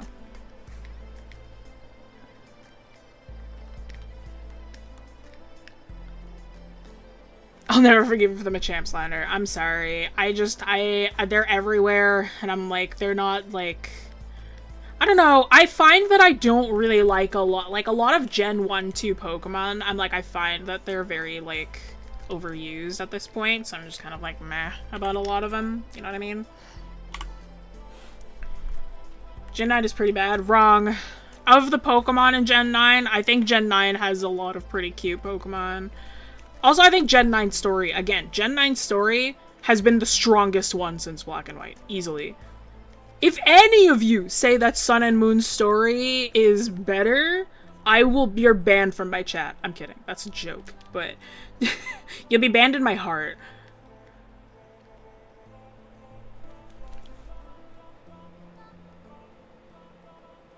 One regional getting Machamp that's a ghost type and a genie. That's pretty cool. I'd like that. That's a cool idea. Sun and Moon. Wrong! Vin, you're wrong. Sun and Moon was so boring. I'm so sorry. I got the game, and it was just fine. Oh, here's more slander that people will probably hate me for. I don't like Lily. I think Lily was very boring. I thought she was a very shallow character. It's just one of those, like, I really dislike it was like she didn't have, like, enough growth for me. And I think that, like, she's just, like... Crazy, I love Sun and Moon so much. I really don't. I'm like... I think, like, in terms of the anime, I think it is the best the anime has ever been. For Sun and Moon's anime was so, so good. But, like, in terms of, like, the game itself, I think Sun and Moon was kind of weak. Like, there are some things about it. Here's the thing. Sun and Moon Pokemon, the actual Pokemon that came from it, were pretty cool. I didn't really like the story. And, like... It was just, like, the new way of working Z moves were kind of bland. I didn't love what was going on. I tried playing Ultra Sun, Ultra Moon, and I never finished it. It's, like, one of the only Pokemon games I didn't finish, because I was just like, this is boring. It was just one of the games where I was just like, I didn't love it. I'm like, I thought the story was just fine. It was kind of predictable. You know, that kind of thing.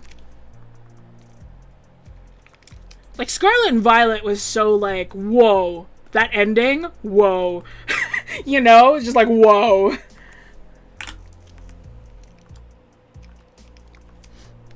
Buzzwole is very silly. I like Pheromosa more, but Buzzwole is very silly. I do not dislike him. I think he's just funny.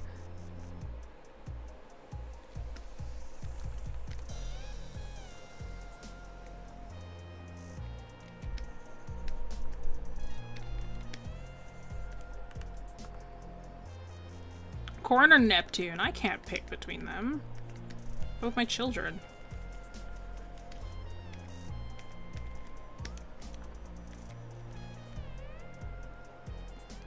Arvin is the best. No Arvin slander in my chat. No. That's not nice. No Arvin slander in my chat. Arvin is the best. I love Arvin so much.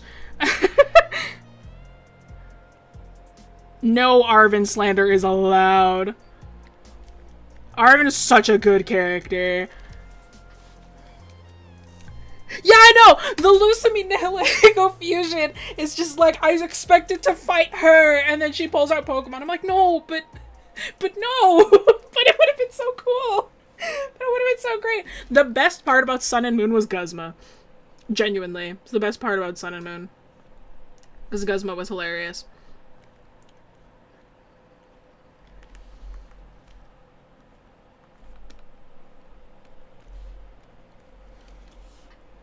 Magnemite's fine. He's kind of just there. Guzma, my love. Guzma's so funny. Like, he was the best part about Sun and Moon, easily, was Guzma. Because he's just really funny.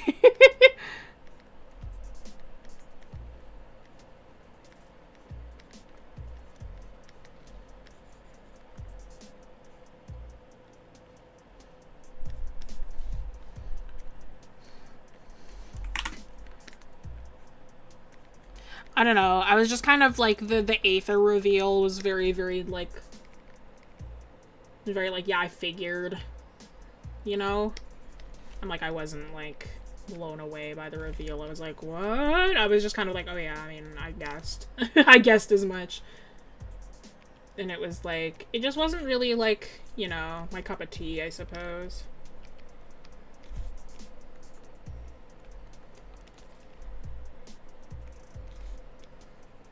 I know some people who will, like, swear by Sun and Moon, and I'm just like, I don't know, man. My expectations are high for a story, and it's like, it wasn't there for me.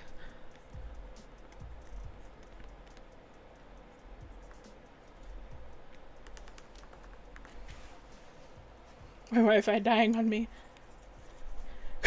Craziest plot twist with Clive's secret identity, so true. What's your favorite underrated character that no one talks about in any Pokemon game? Oh. That no one talks about, though? I mean, I guess I would say Alistair. Alistair Sword and Shield. I really like Alistair. Because I thought he was very cute. I was like, aw. I'm just like, you're just doing your best. Alistair is so cute. It's just like you get to the end, and like when you get to the tournament where you can fight a bunch of champions, and he's like, especially if he's paired up with the ice type gym leader, but not the son, the mom. And then she's like, you gotta give it your all, okay? And he's like, okay, I'll do my best. And I'm like, yes, you will. Alistair's popular. See, that's the thing. I'm like, I can't think of one that is, like, not that popular. I'm like, I also think he's, like, fairly popular. I'm just like, I don't know who else I would say. Yeah, I don't know. I'm not too sure.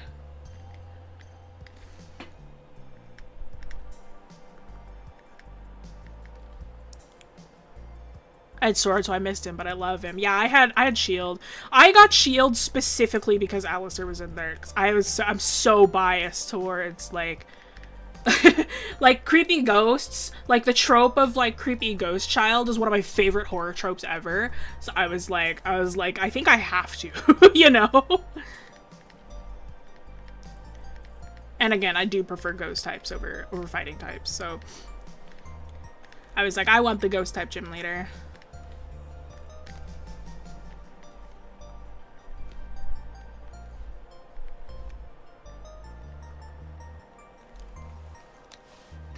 Zacian and Zamazenta are the best Pokemon ever. I'm sorry, I have to disagree. I think that they're, like, design-wise, they're a little boring to me. Oh, whoops, I'm on the wrong layer. Whoopsies. It's okay. I don't care. We're only working on 2 layers. Doesn't really matter that much, I guess. Storm Pass, I'm still here. Vibes! Iono is not underrated. Iono is, like, the popular gym leader.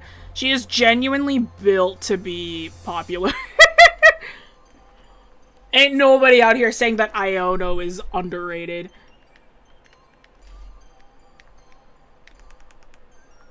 I do like Iono. I think of the Scarlet Violet gym leaders... Oh, who's my favorite? I really like the Scarlet Violet characters. That's a thing that Scarlet Violet did really well too. I say it, like I said it, I think, to my partner. Scarlet and Violet did a really good job of highlighting the characters. Like if you noticed, like within the fandom, like Scarlet and Violet had such a big fan base for the characters specifically. And it was because they were just so highlighted and so, like, focused on. I really liked all of them. But I think the problem with that was that they focused on the characters so much that they kind of left the Pokemon out of the story, which is, like, you know, a bit of a problem in a Pokemon game, you know. And, like, they did a really good job with, like... So, like, they focused on the characters, so then the story and the Pokemon themselves took a bit of a dive. And, like, that's a bit unfortunate. But by comparison, I think what Scarlet and Violet did really well is they ended up finding that balance. They found the balance between, like, having... like, very interesting, very fun characters, and also having a really good story. And it was, like, because you cared for those characters. You cared for them so much. And it was, like, not only in the main game, but in the DLC. Dude, the DLCs for Scarlet Violet are so good. That story is so fun. And, like, you get to that, like, whole thing. And, like, it's, again, like, the writing of the newest gen is really, really good. Like, performance issues aside, like, I think that that Gen 9 has, like, had the best story we've gotten in a really, really long time. I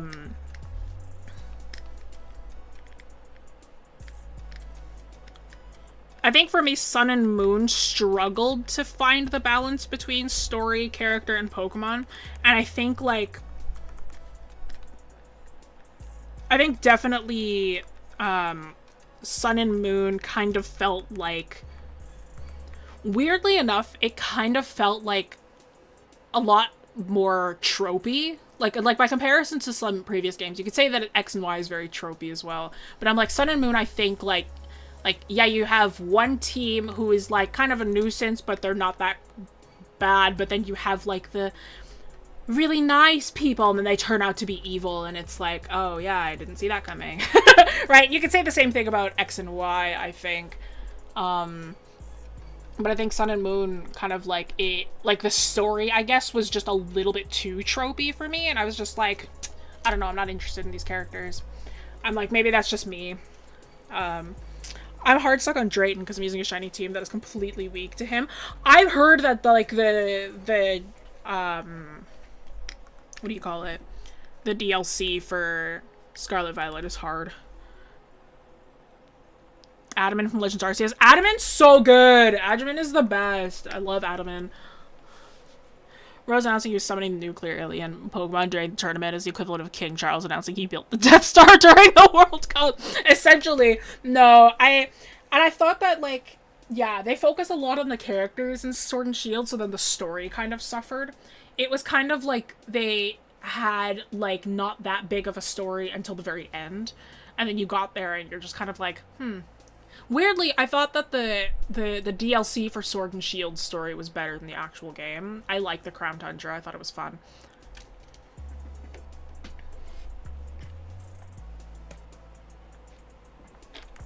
This crowd is really judgmental. People got opinions. It's alright. Pokemon people got a lot of opinions. Oh gosh, sorry.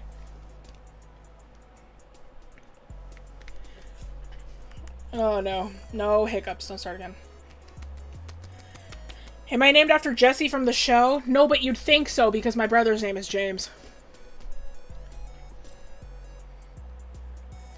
Jumpluff, Quagsire, Donovan, Haunchcrow, Ice-Q, and Ogerpon. Normal. Love Ogerpon. Ogerpon's so good. Love her.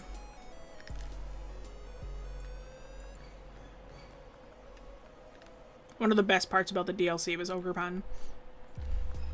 Oh gosh. Why do I keep going on the wrong layer? Alright, we're almost done here. We've got about 15 minutes left. Snom in German is Snomnom, which is sillier. That is very silly. Team Rocket. Yeah, no, genuinely. When I was younger, how my dad would call my brother and I, because if he doesn't want to say, like, Jessica and James, he'd go, like, Team Rocket, let's go. And that's how we know that we had to leave.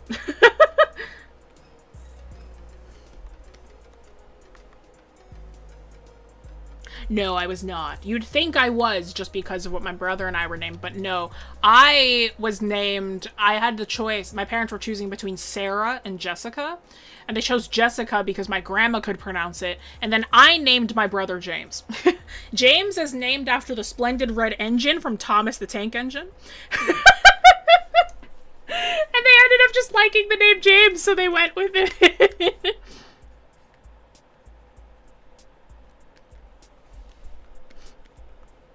Thomas. Yeah, genuinely. No, James is named after the red engine in Thomas the Tank Engine. Which I think is, like, funnier.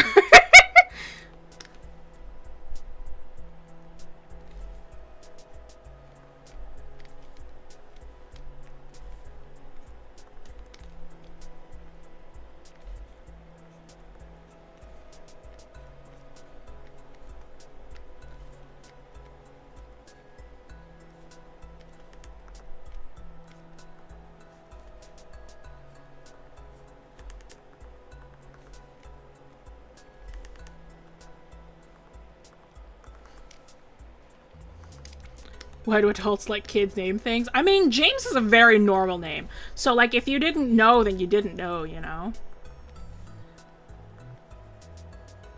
It's one of those, like, if you know moments. And, like, as, like, you guys didn't know? So...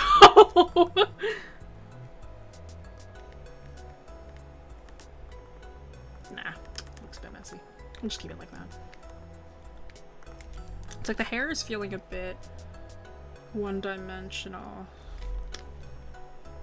but I'm like, I don't know where I would add some more to it. I guess I could make it darker some areas, like here.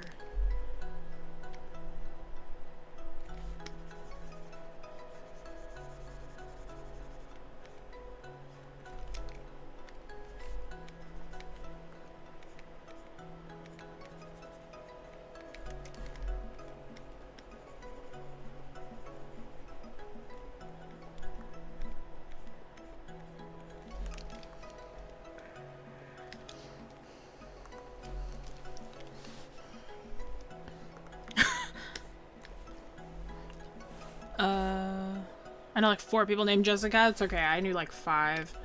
Yeah, I apologize. I'm trying to focus in some points, so I apologize if silence rings at some points.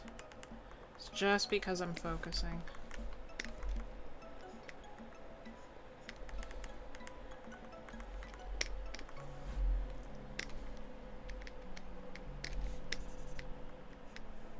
Joe Road, thank you for the $10. Appreciate it.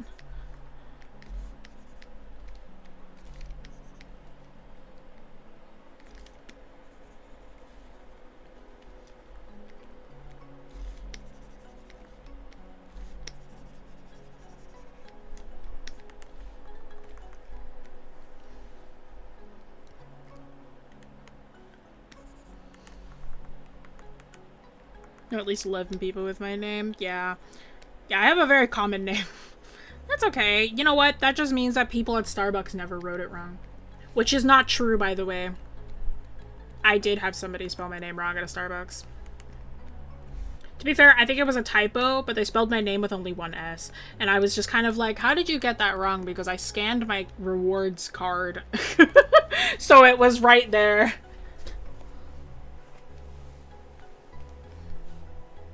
4 people in my grade named the same thing, yeah. It's not that, like, I don't mind having, like, a common name. Again, it made my life easier. Do you prefer Jessie or Jessica or Jess? I prefer Jessie here. I'm like, if I am here, I prefer Jessie. Jess is what my friends call me. Jessica is too professional. Jessica is like my legal name. And then Jessie is my work name. So I'm like, if I don't know you, it's like I'd prefer Jessie.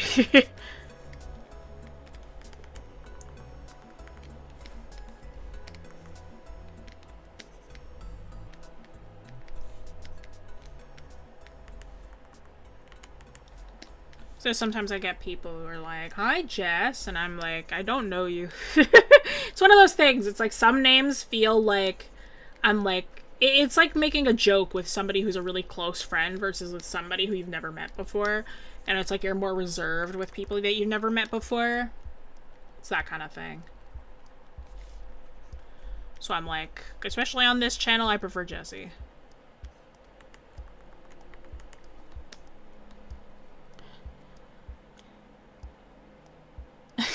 Hi, Kay. How are you?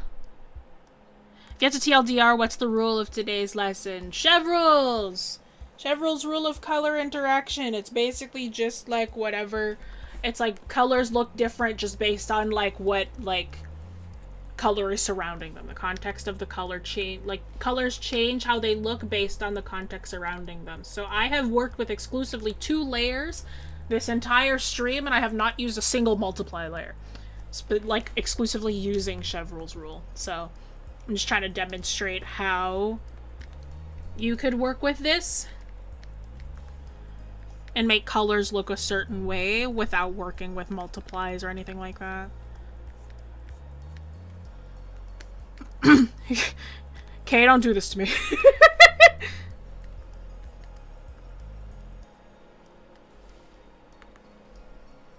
I used to go by a nickname until I moved to another city. It's a funny story why I'm called Jessie at the studio, because when I was younger, my nickname in elementary school was Jessie. And it was the same thing there. It was like, if I had like friends who called me Jessie, that was fine. But then like, if other people who I didn't know called me Jessie, I was like, why are you calling me that? I'm like, I don't know you. Like, don't call me that kind of thing, right? Very, very similar. Sort of feeling. But then people stopped using it as I got older. And then one day, you know, when I joined Wing Canvas for the first time, there were a bunch of other, like, Jessicas at the studio. And Faye was like, well, we need to find something else to call you because we can't call you Jess because it's already a Jess. Can't call you Jessica because it's already a Jessica. Can't call you Jay because it's a dude named Jay. So do you have another name that you want to be called by? And I was like, I haven't been called Jessie in a while. Like, you could use that. And she was like, all right. And it's been Jessie ever since 2019. So,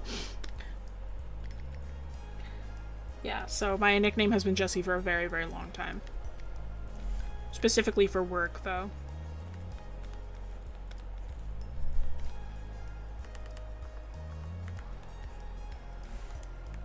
Like, I generally don't like being called Jessie anywhere else because it feels... Because now Jessie feels too professional. So I'm like, I prefer Jess when I'm called that by, like, friends or in a more casual manner. Or, like, if I don't know you at all, then it's Jessie or Jessica.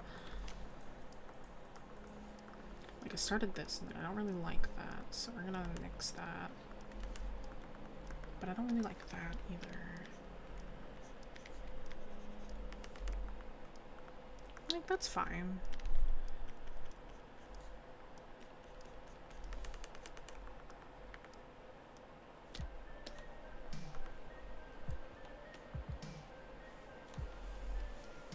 Just use my stage name.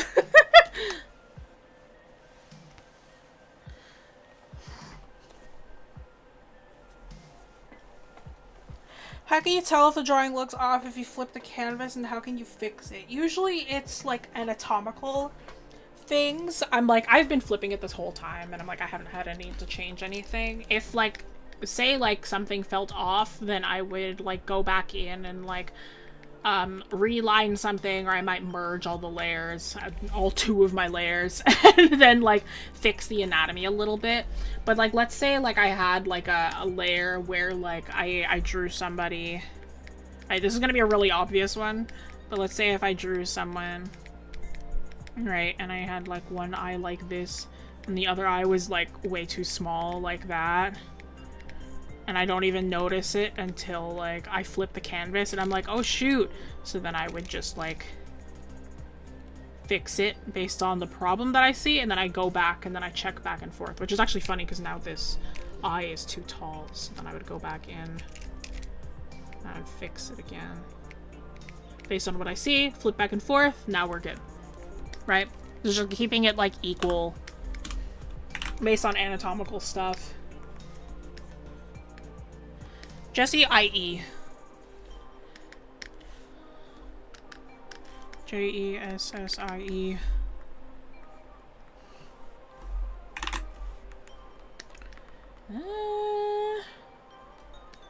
mean, this'll do. It's not the most interesting piece, I don't think, but it does the job, I think.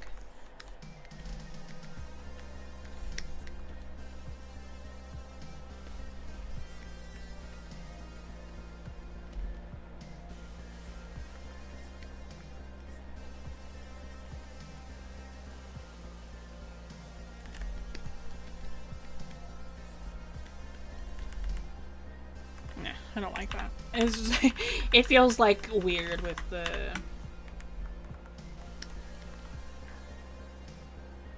Let's just add some finishing touches, just cause. Let's add some stylistic choices.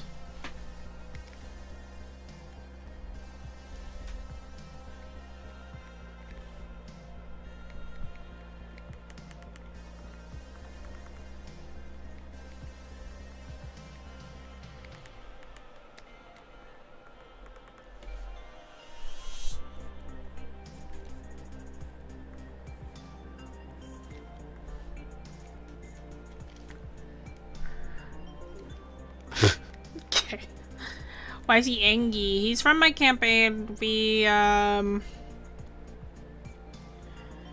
I'm fostering this pincurchin. Neptune is fostering this pincurchin because he's too angry for his own good. So I'm fostering him to make him less angry because my character is like the calmest of everyone, and they were like, I mean, you're really calm. You want to take care of this pincurchin? Neptune was like, all right.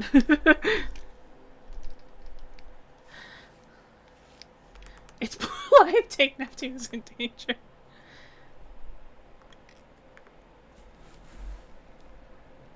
Yelling at you for the fighting type slander? No. The first person he was very mean to was a combustion. So he's also a part of the fighting type slander, methinks. How'd you blend the bright colors into the dark colors? Basically how bright a color that shines in the day darkens bright color in the night. We did this lesson already. We talked about Chevreul's rule of color interaction and how we work with it. All of this is subtraction.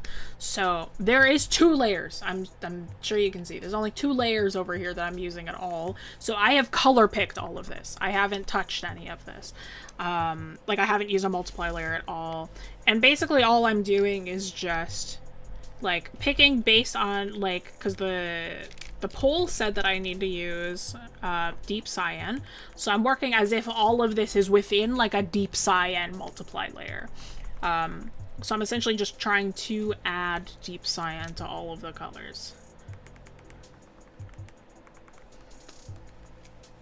Fighting type slander? Fighting types are my least favorite types.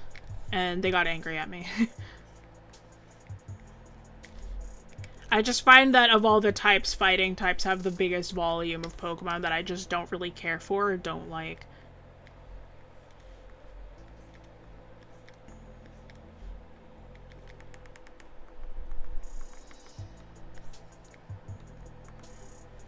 I need to learn what slander is. They all got very angry at me, Crow included. Crow also did not like that I didn't like fighting types.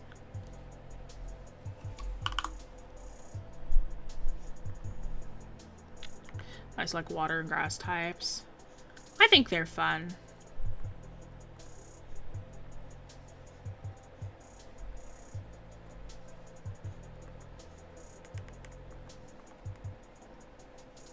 don't really just care for fighting types either. I mean, me either. I'm just like, I don't find them that interesting, usually. I'm just like, they're just kind of there for me. Okay, that'll do. Alright, y'all. That is 5 o'clock. Thank you all so much for joining today. Hey, if you're new here, welcome in. Don't know too much about the studio. Hi, we're Wing Canvas. wingcanvas.com. Check out the classes that we offer, but classes aren't really what we're focusing on. It is camps. Camps are coming up this summer. Again, we've got character design camp like next week. So if you want to do some last minute signups, be sure to do that. And the week after will be character design 2. And then the week after that is comics with me. So, you know, check out the camps that we're offering. I'm recording the classes. I'm almost finished them. I'm scared. Don't be too scared. It's not that bad. I mean, I do call it my boot camp. But, yeah, check out the camps. If you like what you see in front of you, JPEGs will be available on the Discord. I'm also kind of just noticing, there's something I forgot, so I'll add that off camera. But, I will be uploading the JPEG for this file onto the Discord so you can take it, including the lesson. The lesson will also be available for you on the Discord if you want to take a look at it and download it. But if you would like my working files, I mean, this one's not going to be that great because it's 2 layers. But if you want my working files or any other streamer's working files, you're going to have to go to Patreon. Patreon, where you can get the working files for things that you see on stream. You can also get class recordings, and as a certain tier or higher, you can get critiques on the Discord, access to secret channels as well. So be sure to check those out.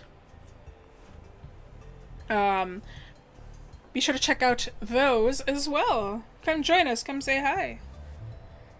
Alright, this Sunday... What are we doing this Sunday? What are you guys doing this Sunday? I don't know. Let's take a look.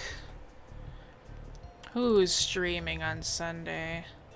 And I'm pretty sure it's... Who is it? It's Josh! Josh is going to be with you tomorrow. He is going to be drawing an expression sheet. Yippee! Hooray! So join him tomorrow for a part 3 for an expression sheet. And then next week, a Saturday, you're going to be with Faye, who is going to be painting, teaching y'all how to paint faces and skin tones traditionally. Pretty sick, pretty epic. Alright, thank you all so much for joining me today, and I'll see y'all in a couple weeks. Au revoir, bye-bye.